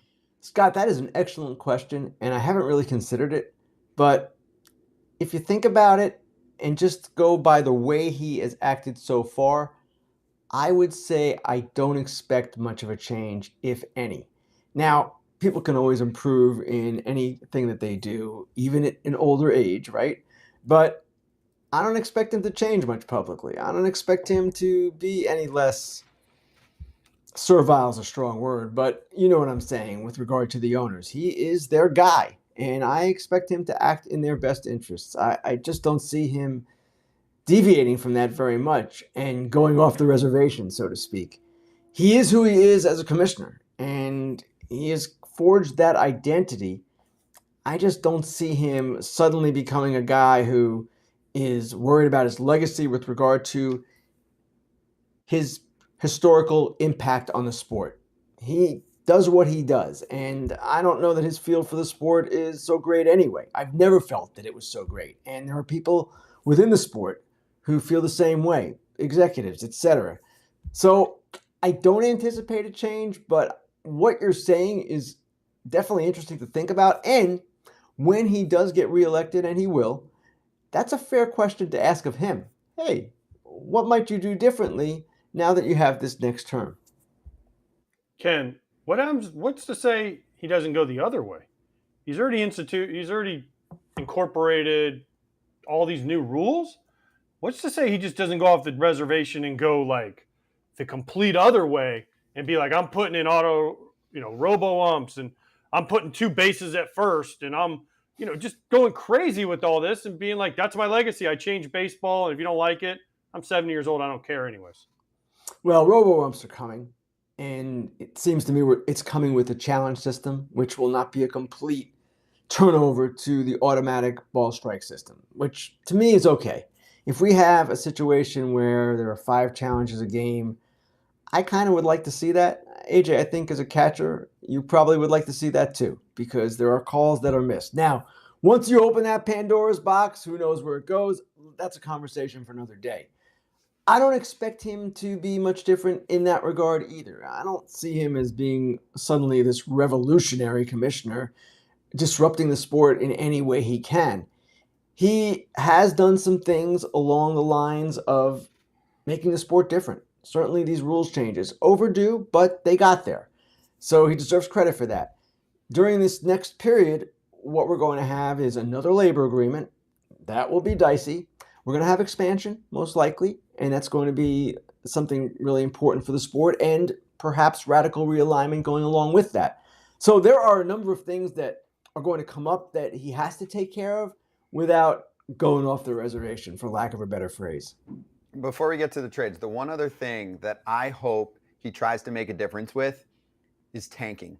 And we'll get to the Orioles in a moment because we were talking about that with Nathan Ruiz earlier. But I hope that they continue to at least show some goodwill on his side of the negotiation table and not make this just a player thing, because it shouldn't be something you negotiate. But unfortunately, when you look at a team like Baltimore, they're playing so well right now. They were a super tank team over the past 5+ years.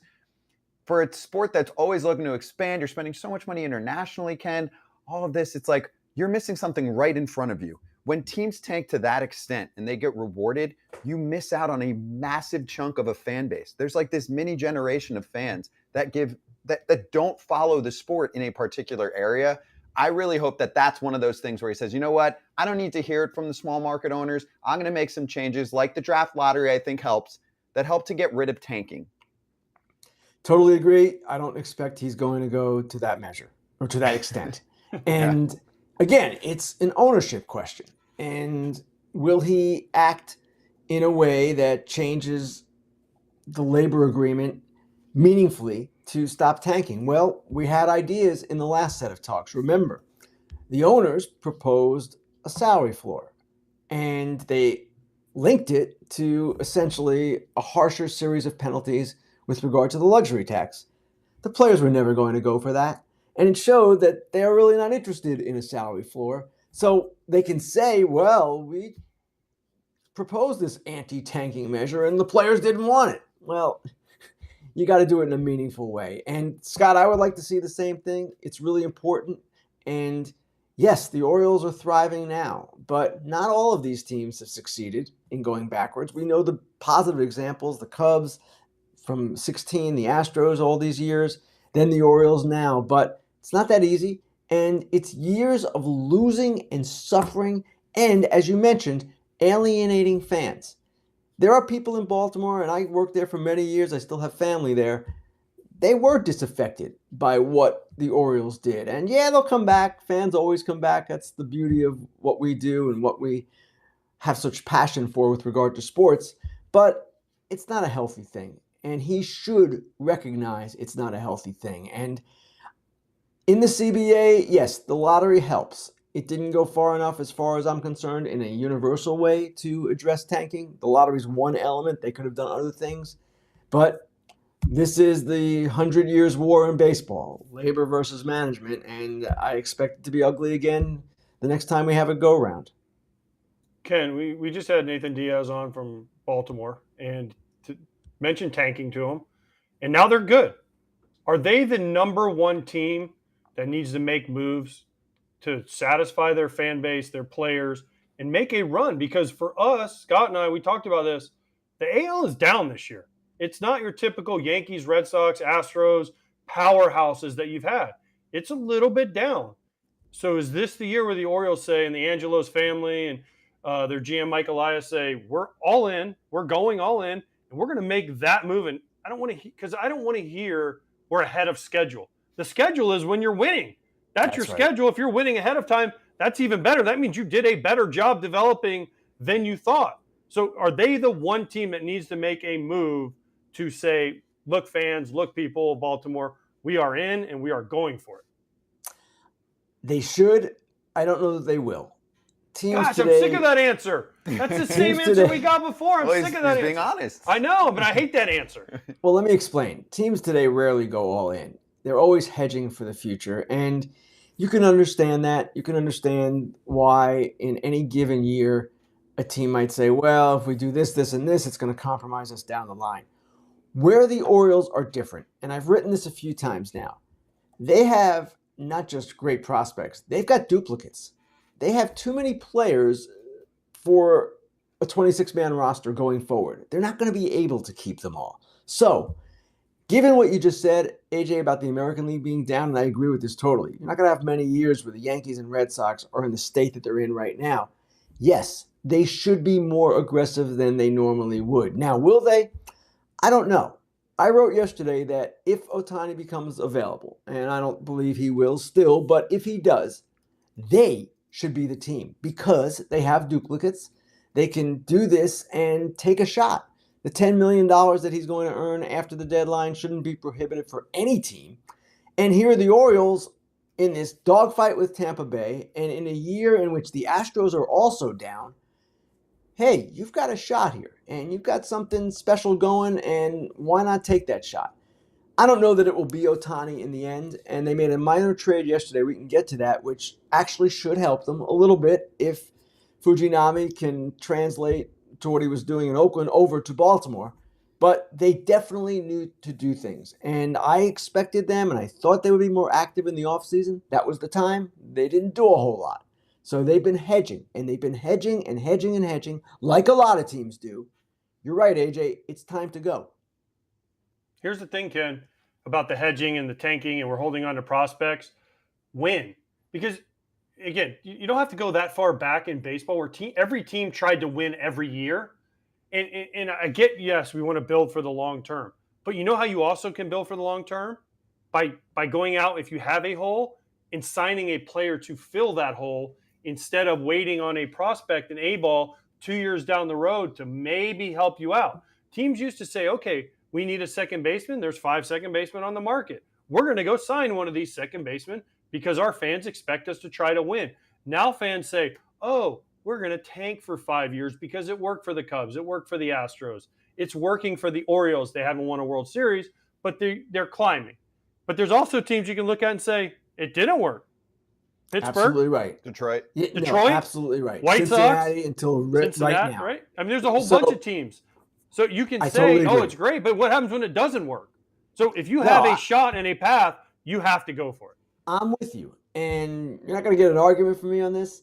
And I found it interesting yesterday seeing the comments to the article that I wrote about the Orioles possibly being a player for Ohtani and how they could do it because they have so many prospects and not enough places to play them.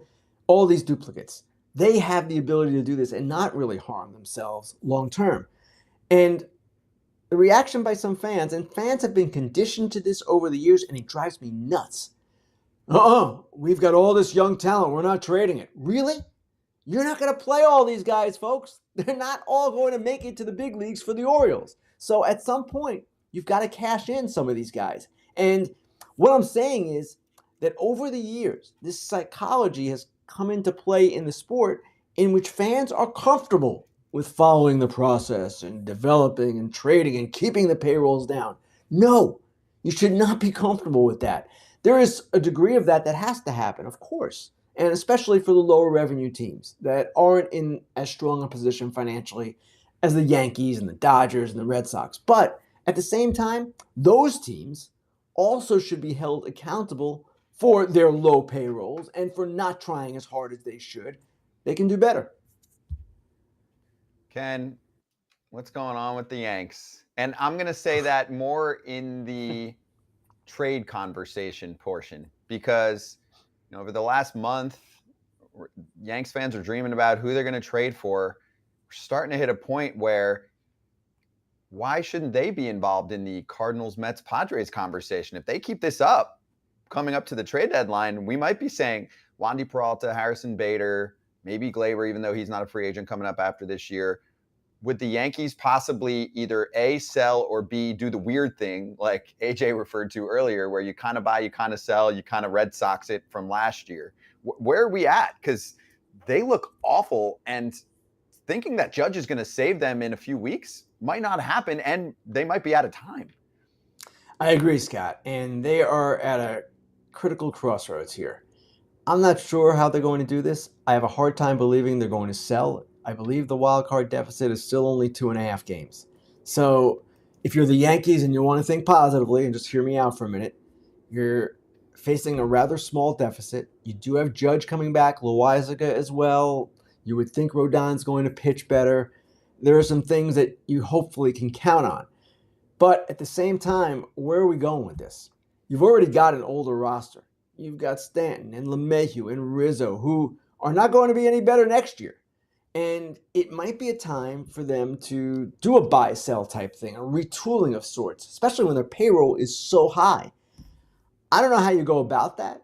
They're potential free agents. Some of them are interesting, but Severino's not going to bring you what you would have wanted. Ultimately, Bader, frequently injured, good player, but he does get hurt. I don't know. And at the same time, they seem to be at a spot where they were in 2016. Remember when they traded Chapman and Andrew Miller? And those trades at the time were well received. Now, the Chapman trade worked out well. Torres, the Miller trade, not as well. But at the same time, they have to look at some things. And they have to take a hard look at themselves and be realistic. Because right now, it looks awful. It's just a team that has nothing going offensively. And I don't know, even with Judge, if they're going to have so much more going offensively. He can carry them. We saw it last year. He essentially did. And he changes everything.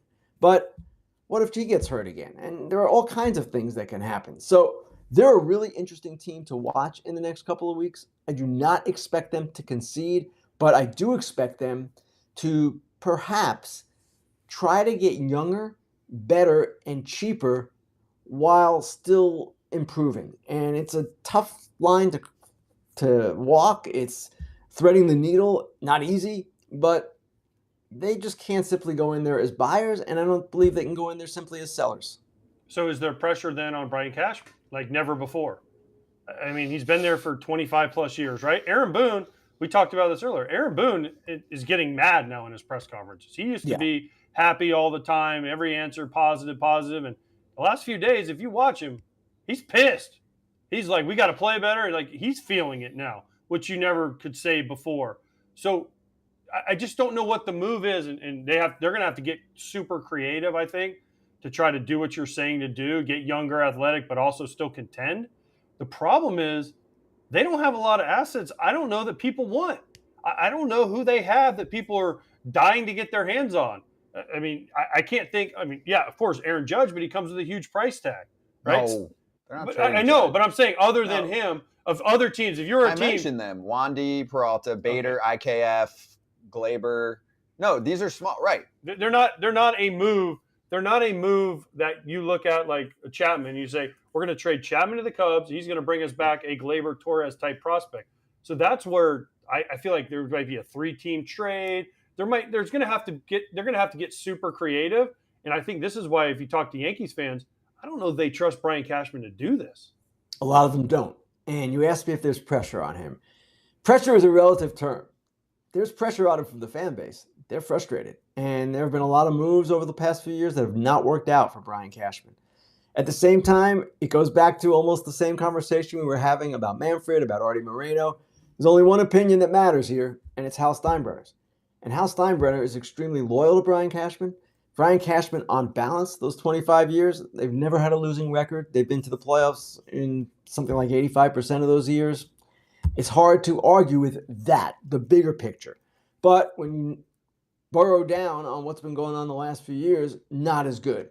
So is there pressure? Pressure in New York from the fans, for sure. Pressure from the owner? I don't know, but my sense is no.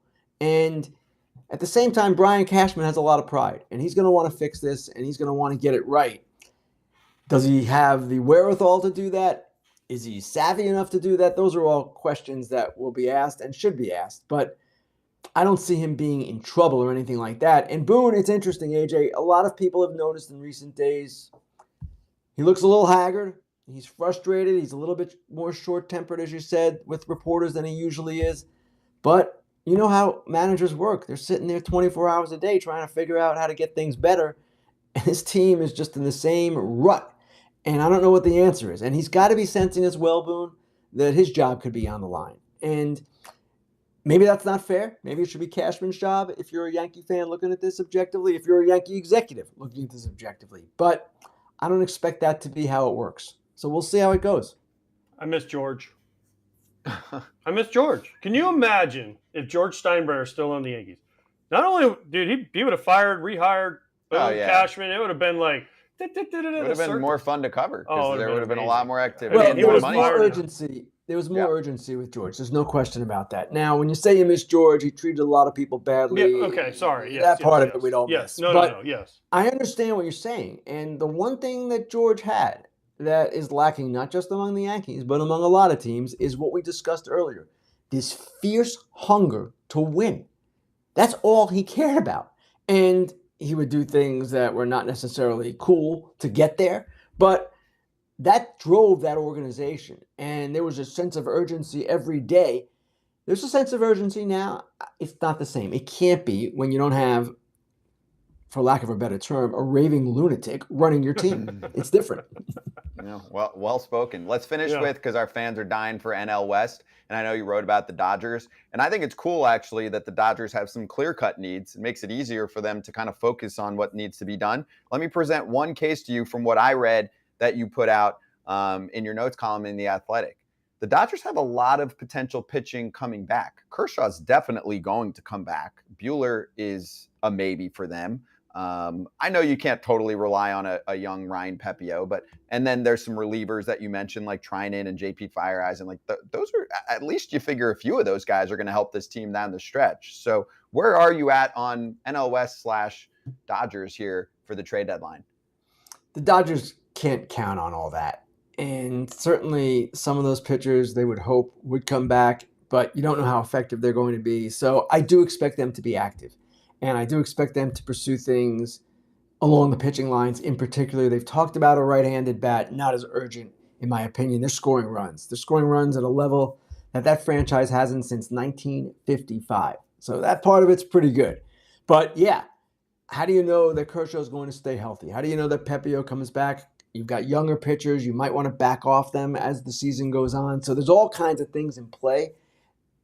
These things suggest that they need help. And I'm not even talking about the bullpen, which has been unsettled at various points this season. So they're going to fire. They're going to do some things. I expect the Giants will do some things too. And the Diamondbacks are not going to sit still. So that's a very interesting division. And we're not even talking about the Padres, who my understanding is at this point they still are looking forward. Still want to build on what they have and not sell. But if they do sell, if they turn around and pivot, they have Snell, they've got Lugo and Hader and possibly Soto. They can do a lot of things. They can basically dominate the deadline. Of course, when you have the payroll that you do, when you've gone all in, when you're drawing 41,000 people a game, you don't want to do that. But if they don't play better and they have the last 2 nights in Toronto, that's going to be an option for them. Oof. Yeah. I mean, fascinating. Everyone said it was going to be boring this year, Ken. It's going to be awesome. It's never boring, AJ. Awesome. I want chaos. I want chaos. I want chaos. I don't know if we're going to get chaos, but it's going to be interesting. And it's a weird market. It's weird for a lot of reasons. The sport is essentially upside down. We've got teams that we never expected to be playing this well, playing well. We've got teams we thought would be behemoths, not playing well. And we have a group of sellers that don't have a lot to offer. So I do expect we'll see a lot of major league type trades where different players are going back and forth as one team tries to fill this need and the other team tries to fill that need. We've seen some trades like that in the recent past. Bader from Montgomery was a good one, right? So there are going to be things that happen. We just don't know to what extent, how it's going to be, but I do expect a level of chaos. Those are the best trades for the sport, by the way. Mhm. Like marketing wise, like Cespedes for Leicester, I was freaking out. Awesome. I was like, oh my gosh, well, this came Ken, out get of out your nowhere. crystal ball. Let's go. I love it. Get out your crystal ball and tell us who's No, getting let him get traded. some rest. He's got to go. He's got to rest No, up. I can't do the crystal ball thing, AJ. That's for others. I got to try to find out what's going on. And He that's gets you, yeah. challenging enough. Real text information Oh. coming up from Ken. All right, have fun this weekend on your game, and we'll talk to you next week. All right. Thanks, guys. Thanks, Ken. And a reminder to everyone, this is your shot to win a trip to this year's World Series. Okay, get involved. Recreate, the official CBD of MLB, wants to send you to the 2023 World Series. You follow hello_recreate on Instagram and post a photo in your favorite baseball gear using the hashtag #LivePlayRecreate along with the hashtag RC Sweepstakes. No purchase necessary. Ends July 31st. Open to legal residents of the 50 U.S. states and D.C., age 18 plus. For rules, visit charlottesweb.com/World Series. Recreate, the official CBD of Major League Baseball. And for those of you in the chat right now that have all of your other trade questions, stay tuned. They will continue. We are going to ask Keith McPherson, who also knows the game very well and talks about the Mets and Yanks and the rest of baseball on a daily basis on his show. He is going to join us in, 5 minutes. In the meantime, I would like to shout out our grinder, our hard worker, Eric Kratz, who finally took a week off, but he is still very much in the news. I answer IG DMs all night on the Foul Territory Instagram, which is fast growing, and I got this one yesterday from Chris. I refreshed the Immaculate Grid last night at exactly midnight. First square, Yankees, Phillies. Kratz was at 100%, meaning he was the first name guest for today's Immaculate Grid. Boom. He got Kratz to a hundo. Because Nice. usually Kratz is like one of the better It's answers like for the. point something. Yeah, Kratz has been a star thanks to this we game. said Kratz, LaTroy Hawkins, Octavio Dotel, Edwin Jackson. Well, because they played for Because so they many played teams. for all the teams. But Kratz Yeah. sneaky played for a lot of teams too. He's not as big of a name as those other guys, so he's a good one in a lot of them. All right, so let's spend 5 minutes right now. FT fam, help us out before we get back into the trade talk with our Immaculate Grid today, okay? Start firing. So we have KC, Mets, 300-plus career average with a minimum of 3,000 plate appearances. And then on the left side, you've got the Giants, you've got the Pirates, and you've got the Reds. And Claudia will enter this live. We would like to try and do this in 5 minutes, not 15. Are you and I doing it? Or I Both. already did it today, so I can't. Oh, you did the whole thing? I do it when I wake up. Every day? Yes. I didn't know this. Yeah, but So I'm staying out of it because I already know some of the Booger answers. Brain said, and that's his name on here. Gosh, AJ is super mellow today. He's kidding. Oh. He wrote LOL. Oh. All right, well, let's start. Everyone help us out here. But yeah, you can pick a few. Well, give me one or two that you think are Well, very Giants obscure. KC could be Kratz. Pittsburgh KC could be Kratz. Can you do Kratz for multiple? No, you can only do them for one person per square. Okay, so which one? You already know the answer to which one he's most rare for, or no? No, I don't know the answer. He's which rare for, but I'm saying he could fit that. Okay, so San let's Fran put Kratz KC. in one of them. Which one do we want to put him in? Maybe that one That one? or Pittsburgh KC. Either one. I like the KC San Francisco. Okay, As I feel like San Francisco is not a well-known Kratz team. true. Oh, cool. We're doing this live? 0.4%. Awesome. Okay. See, he's always a 0.%. He's never like a 10 or 10%. Toasty said Bud Black for Giants and KC, but we just did Ah, it. Sorry. Okay. Armand, San Fran and Mets, Beltron, but that's too common. Yeah. Too common. I don't want to use that one. Ike Davis for Mets Ooh, Pirates. that's a good one. Called out by a few, or Todd Frazier. Todd I'd- Frazier. Yeah. I'd rather go. I feel like Ike's more obscure. Actually, Todd for Pirates is pretty Because obscure. people forget he played like a week there. Which one do you want? Let's go, Todd. Dude. FT. Let's go, Todd. Todd Frazier for Mets and Pirates, please. On the board. Okay. New Country Songs throwing Amir Garrett out there for Reds 1%. KC. 1%. 1%, Let's go, yeah. Todd Father. Look at our boys. Nice All and right. happy. Armin saying Matt Harvey for Reds and Mets. That's a good one. 'Cause Wanna most use people that? forget he played for the Reds. Okay. I'm in. Let's throw it in there. And FT fam, and I like the speed here. Start helping us out with the 300-plus hitters. Oh, you got. I mean, San Francisco, you can go Barry How Bonds. you can see the number there? 8%. 8%. Yeah. Now your eyesight's better than mine. No surprise. You hit Pittsburgh big KC, league Carlos fastballs. Santana. See, the problem I have is He's currently on the current Pirates. players sometimes get more love Yeah. because you're thinking about them right now. So But fine. In the interest of time, let's see. I mean, he's going to be at 8 or 9% probably. That's still good. Yeah. Santana, Carlos. Kyle Farnsworth for Pirates Royals. No, we already did. Oh, we already did it though. 30 was it 39%? Oof. See, that's bad. Yeah, but listen, you don't want to get a one that's not right. No, I know, but Farnsworth would have been great, but too late. For which one? Thank you, Toasty. He said Royals Pirates. Oh, I didn't know that one. Yeah. All right. So what do we have left Grimsley here? would have been a good one too. Grimsley. Yep. Royals and Reds is still left, and so is Mets and Mets Giants. Well, so does Darren Ruff get too much play because that was recent? He's a good JD Davis. JD Davis. I like Ruff. Okay. Let's go Ruff for Mets Giants, and then what do we want while they're entering that for KC and Cincinnati? Oh wait. Oh, we're starting to get our 300+ people in. AJ early said Hal Morris for 300 for Cincy. Yeah. Hal Morris. Used to live in Orlando. How'd we do with Ruff? 9%? 9%, Okay. not bad. Hal Morris? You want to go that for Cincy? Yeah. I like going back because I feel like... What about like a Vida Pinson or someone like that? I don't even know who that is. You never played RBI baseball? I did, but dude, he was like the greatest. Young. What is that? 0.7% Hal Morris? That's a good one. Wow, that was a great one. Great hit. And we're getting through this pretty quickly. I'm proud of everyone. All right, let's finish strong here. We got 3 left. 300 career average for San Francisco. I mean, AJ early said Will Clark. I mean, Barry Bonds, Will Clark. Well, don't do Barry. Willie That's way too Mays. common. I mean, there's a whole bunch of dudes. I think Will Clark's probably the Did he have a 300 lesser career of average? those few. I mean, I trust my FT fam. Okay, we'll go Will Juan Clark. Uribe? No, he didn't have what? No. Well, no, for the What is that? How many percent? 2%? 7 is it 2 or 7 or no? 2, It's 7, I think. Okay. Okay, and then we need a 300+ hitter with the Pirates, and then we need. Clemente. You can go I know, but those Hall of guys are Famer so guys. common. Bonds. All right, think about that for 1 second, and then give me Paul KC. Wilson. But did he hit 300 No, career? for KC Cincinnati. Didn't he pitch for KC? Paul Wilson. At the end of his career. He definitely. I know he Let's got try beat it. up by he got beat up by Farnsworth when he was a Red. Let's try it. I thought he pitched for Kansas. I could be wrong. If we're wrong, we're wrong. It's life. Yeah. And Sometimes then you try to get the problem is with this, you try to get too obscure, right? So then you you try to get too crazy. That's okay. If you miss, that's a miss. See, he didn't pitch for KC. So you lose 100 points. Oh, you do? Yeah. Oh, that sucks. All right, Have I've you got. done this before? No, last week was the first time I did this. Manny Mota for Pittsburgh, 300+.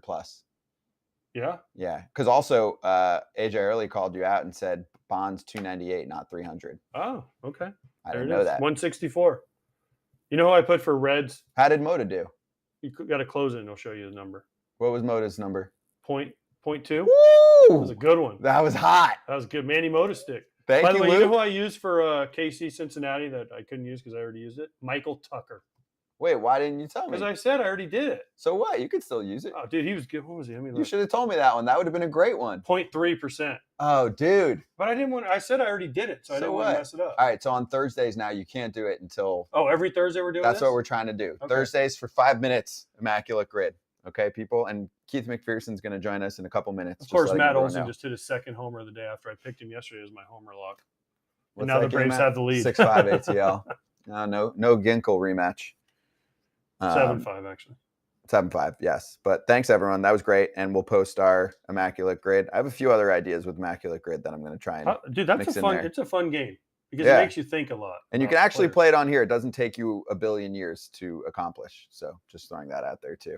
Derek behind the scenes saying Kelly Johnson's played for a lot of American League teams. Yes, he's another. No, he's AL East cheat popular code. He dude. played for them all. Right. He is an AL East cheat code. All right, Keith's ready to go. Let's do it. Keith McPherson from WFAN, our friend joining us right now. We saw him during the All-Star break. What's good? Hey, this is one of our first guests that's standing too. Are you standing? I am standing. I have the stand-up desk, and I have this studio in my apartment. It's like a walk-in closet that I turned into a studio for the purposes of podcast stuff like this. So thanks for having me, guys. Dude, great to see you. First of all, I mean, you were fired up at the home run derby when we talked to you. You were fired I up. definitely was probably 8 beers deep. Yes, let's go. Yeah, you were It was you a were good looking time. good too. Yeah, you were It was a looking good good time. too. You were looking sharp. I mean, Yeah. Oh, he's always well dressed. yeah, you were even fired now. up though. I was. We were talking to you, and I was like, all right. Yeah. We Well, can that's have why him we on. said we were like, hey, we haven't had Keith on yet. And we've been up for a few months. So, all right, Keith, let's get right to our therapy session, dude, because we've been looking at your tweets too the past 24 hours, and fans want to hear it. Let's start with the current disaster that is the New York Yankees.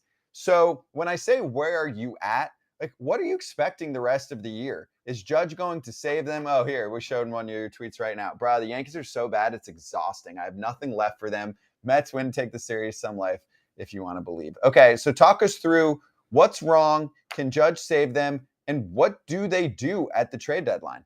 Nah, Judge can't save these guys. We don't even know if Judge is going to be more than a potential DH next month, and he's going to be expected to carry. It sucks. It sucks. The year that he's named captain, they're going to blame this season on the Dodgers. They're going to blame the wall in right field at Dodger Stadium. And this lineup shouldn't be that bad. It's baseball, right? It's one thing when you lose your quarterback in football and the offense can't get first downs, can't find the end zone. You lose one guy on offense and everybody turns into a zero. That's why I say it's exhausting. I got nothing left for them because I watch the game every night. I'm on WFAN after the game every night. That's also why I included the Mets in there because I'm like, all right, I don't like the Mets, but I guess they have some life. At least watching them play, they hit. And Verlander pitched well last night, if you guys want to talk about that. But for the most part, it's the home of the Yankees. John Sterling and Susan Waldman call the game on our station.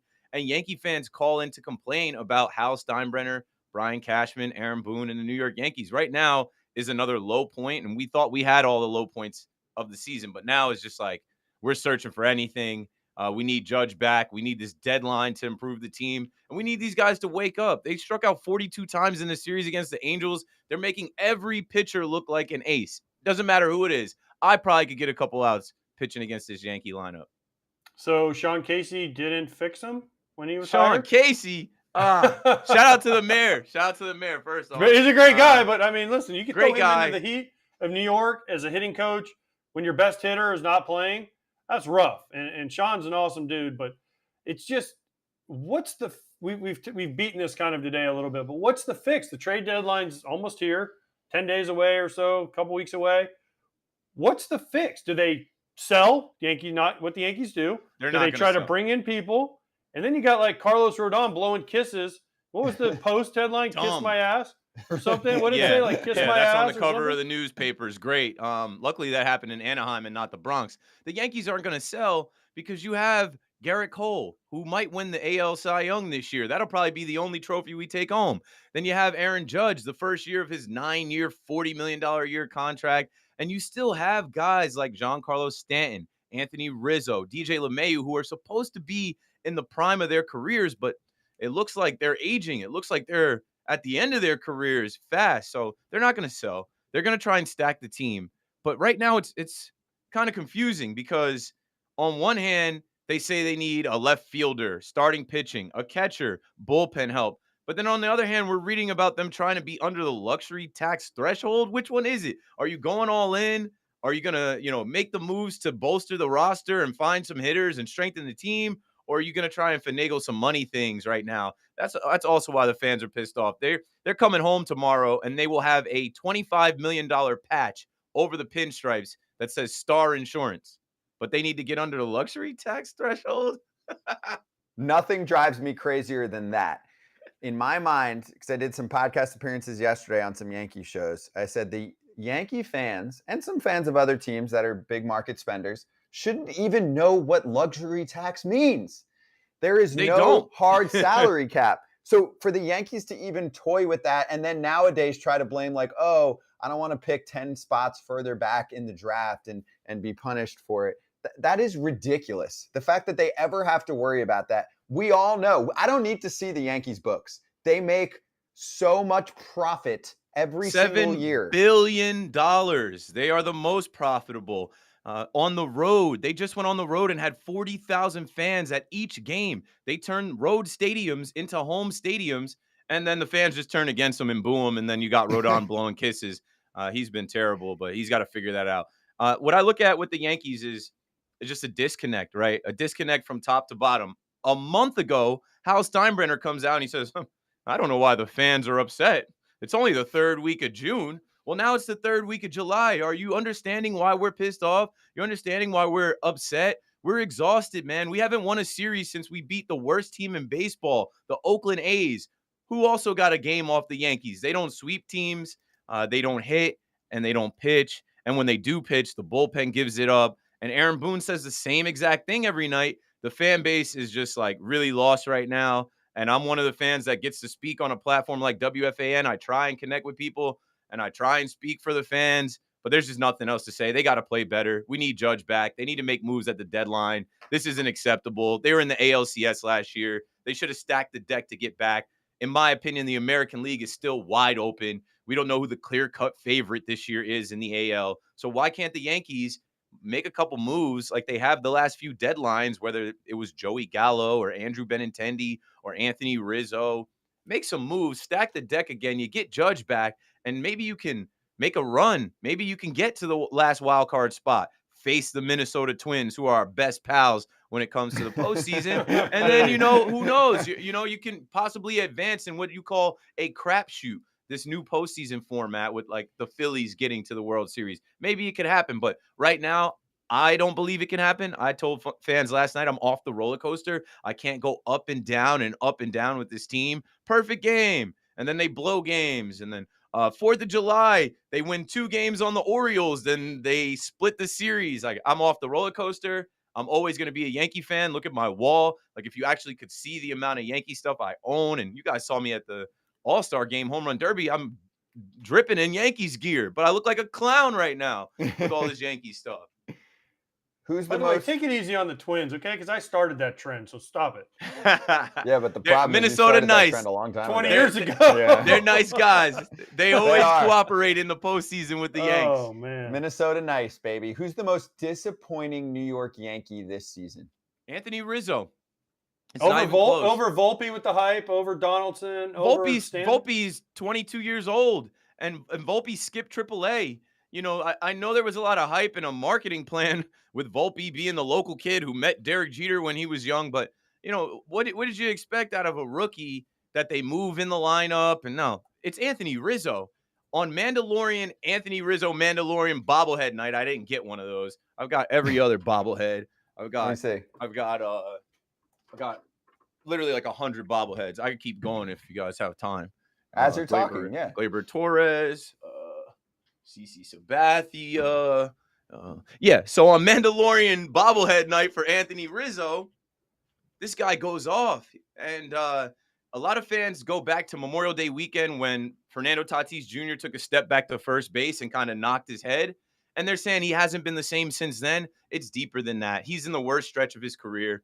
He can't buy a hit. He's not hitting home runs. And he's the guy that we look to as like second in command to Aaron Judge. They're best buds. Their dogs are best friends, right? They're, supposed to hold each other down. When Judge goes out, you expect Rizzo to rise, and he's been zero. And a lot of fans are pointing to like, hey, why didn't you go after Freddie Freeman? Or, hey, weren't you going to trade for Matt Olson? And Anthony Rizzo, it sucks, but, he's got to pick it up. I would say Giancarlo Stanton second, but like, it's just more of the same with Stanton. He's going to get hurt. It's going to take him a while to get going. He's going to hit home runs, and that's about it. Okay. Now that you've ranted about one team in New York, let's move on to the other team in New York. LGM. Which one's more of it? Yeah, LGFM. On this show, we say, let's fucking go Mets. Yeah, even though Pete Alonso's not allowed to say it. Yes. Yeah, that's he needs to say it because he can't hit anymore. On this show, he can say it. Yes. Which one's more disappointing? I mean, I did the Mets game last week, and they played the Dodgers, and they looked awful. They looked lifeless. They had like no hits, and it was just awful. The fans were all over him. Buck, we should have kept showing Buck, and Buck's like, oh God, again.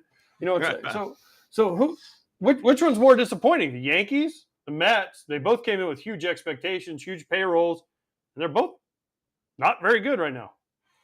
The Yankees, really? All things considered, this isn't one of the worst seasons for the Mets fan base. Like, it's disappointing when you win 101 games, you have the highest payroll in baseball history, and you do this. But right now, they're like, okay, we're 7 games back. Maybe we make a run. But, like, it's not as disappointing as the Yankees, who preach 27-time World Series champions, bringing a parade back to New York. Brian Cashman scratches his head in the offseason and says, how far did we get? oh, well, if you let the fans tell it, like, getting to the ALCS doesn't mean anything. Well, it doesn't mean anything if you're going to take 2 steps back and go from competing for the World Series to competing for a wild card. So even though the Mets fans are disappointed because this Steve Cohen era, right? He said he's putting a 5-year window on winning a World Series. This is year 3, and it doesn't look like they're going to win a World Series. These are Mets fans. They've been through a lot worse. Yankee fans have been through a ton of World Series. The expectation in New York with a generational talent like Aaron Judge, with arguably one of the best pitchers in baseball in Garrett Cole, the expectation is that we're in a championship window, and this team should be competing for the division and then for the AL and then for the whole thing. So it's disappointing, even though they're 3 games above 500, being 3 games out of the wild card spot, Yankee fans are ready to pack it up. Mets fans, they packed it up in June when they didn't win a series, and they kind of are looking at it like, if we figure it out, we figure it out. But typical Mets. Man, he's harsh. No, it's New York, baby. It's just New York. Yeah, and no, the expectation should be high because these teams, 100%, yes. These teams are spending. They're going for it. I just love how he's like, the Mets fans packed it up in June. They were like, we're done. Yeah, they went through a nightmare month. They couldn't win a series. They got swept by the Braves, and they were done. Then they went and lost to everybody else. So it's just like, oh, get rid of this guy, get rid of that guy. And then Steve Cohen had to come out and speak, and that helped them a little bit. But what I get from the Mets fan now is like, whatever happens this season, they don't care. They're already out. The Yankee fan right now is super disappointed because they're going to just chalk the season up to Judge being hurt. And we'll see what they do at the deadline. But there's a lot of Yankee fans that are already out on this entire organization, top to bottom. All right, so let's finish with this. I'm going to give you the drastic magic wand for the Mets or the Yankees and let you decide something drastic that you would want to do. Options could include getting rid of a GM, a manager. It could include trading away a major player. What's one thing that you would do with one of those teams that would make a huge statement? Oh, well, for the Mets, it's to shed payroll. It's to get rid of Max Scherzer. It's to get rid of Cookie Carrasco's contract. Maybe move on from guys like, I don't know, Tommy Pham, Mark Canha, see what you can get. Like, I don't know if they're going to be sellers at the deadline because if you listen to them speak, they talked about teams being 8 games out and making a run for it, and Buck Showalter being manager of the year, and them, still feeling like they have a chance to compete. So a drastic thing would to be sell off those pieces and look to the future. And I don't believe they're going to do that. With the Yankees, it'd be the same thing. Sell. They're not going to sell. Neither team's going to sell. This is New York. They want to fight until they absolutely are mathematically out of it, because if you do get postseason baseball in the Bronx or Queens, it's going to sell out. And it's all about the money, man. Dollar bill, y'all. It's all about the cash. I like it. Sold, dude. Hey, great to talk to you virtually after seeing you in person, man. And stay strong. Football season's there for you soon. Yeah, just think you get to look forward to the Jets and how they can disappoint you soon enough. Yeah, Hard Knocks. These guys don't want to be on Hard Knocks, but they got no choice, man. Hey, thanks for bringing me on. It was dope to see you guys out in Seattle. I told you guys have one of the best baseball podcasts going, and you ain't even been going that long, and you're rising up the ranks. So keep it up with the content and the guests, and I'll be supporting. Thanks for having me. Thank you, Keith. Appreciate you, man. One of the best in the biz. You can follow Keith at Keith_McPherson. You can listen to him every night on WFAN. He does some stuff on Bleacher Report as well. Check out his Twitter for more information on everything that he's bringing to the table. Good juice, good energy at a time when especially Yanks fans really need it right now. He was great, too. I mean, I didn't know who he was when you introduced me to him in Seattle at the home run derby. He was great to talk to out there. And just, I love how passionate the New York fan base are, man. They're just like so angry all the time. But also man of the people. Like you want to talk to somebody who's got the knowledge plus the fan perspective plus the passion. He's got the whole mix going. He threads the needle. He perfectly threads the needle. Let's slap hands.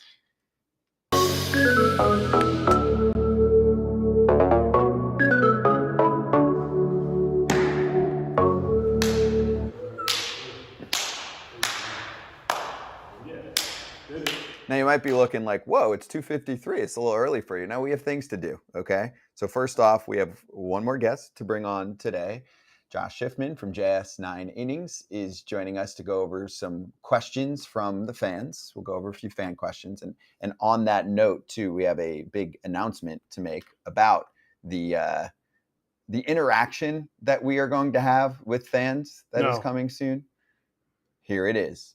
Foul Territory is going to be on Amazon AMP. So sign up and follow us at Foul Territory. And if you're unaware of what Amazon AMP is or brings to the table, first off, it's free.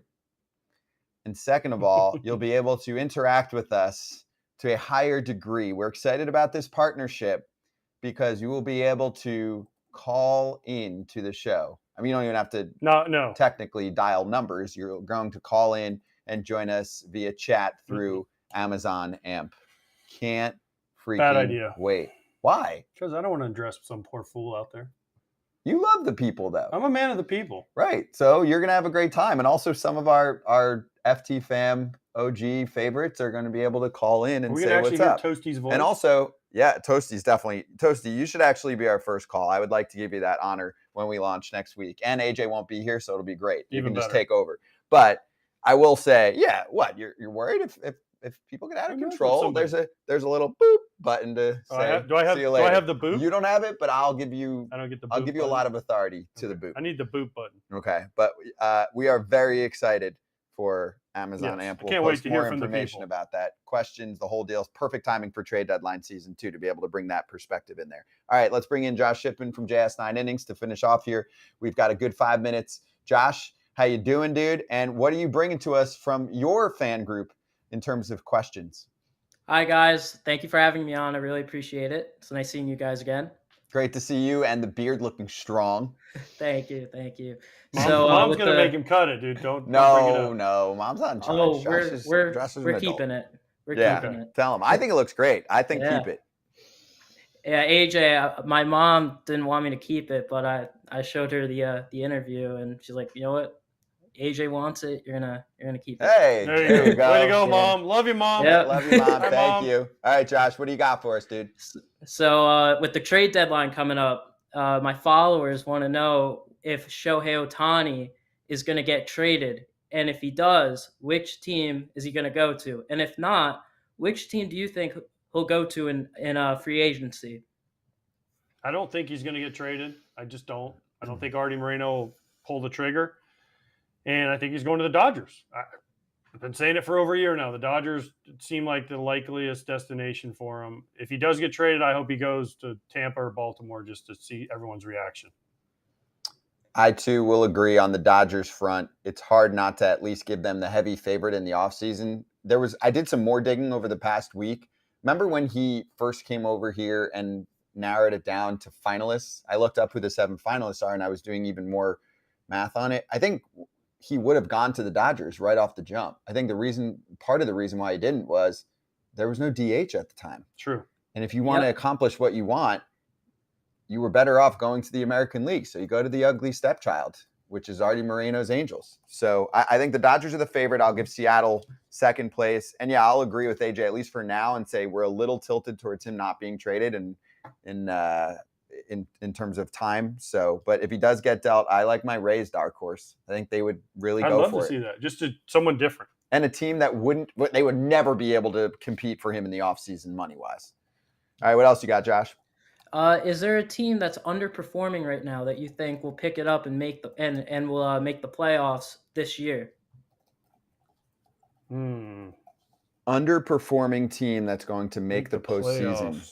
San Diego would be the obvious. Yes. Would be the obvious They're one. running out of time. They're running out of time. Mets are no for me. I mean, for me, because who's not? I mean, if you look Cleveland's at underperforming. Cleveland would be the one that is under. They're right there. They have a chance. You know what? They have the easiest path to do it. Yeah. So Cleveland to me is the one. Also, can they make some damn moves? Like Cleveland doesn't spend for shit right now, and they made the playoffs last year. Do something. And they've been rumored to sell. They've been rumored to sell as well. Well, Bieber getting hurt kind of kills them. Yeah, but I still think when you look at that division, they should be doing more. I mean, and they should be spending more. They should be trading more. They had their run, but it's been a while now. So that would be my team. One more. We got one more. Which player has surprised you the most this season so far? Ellie. Yeah. Well, he's been the biggest story. Yeah. He's been the biggest story, without a doubt. Ellie De La Cruz has been the biggest story. We expect him to be a good player. We didn't expect him to take the jump and have the magnitude of impact that he has had. I mean, he has been the thing in Major League Baseball for the last month since he's been up. Mm-hmm. So for me, it's Ellie. Now, there's a lot of other people you could look at and say, man, I didn't expect this person to do this or to do that. But from just overall performance and impact in baseball, I don't think anyone's had this big of an impact in a few years. I would say early on, James Outman, for how well he was performing. I know it leveled off. Yeah, but he was great early on this season. Other guys, I mean, I thought Corbin Carroll would be good. I didn't think he'd immediately be a top 10 player. But everyone also picked him to win Rookie of the Year. So you're with Corbin Carroll, you have to balance the expectations with the performance, and the performance is what we kind of expected.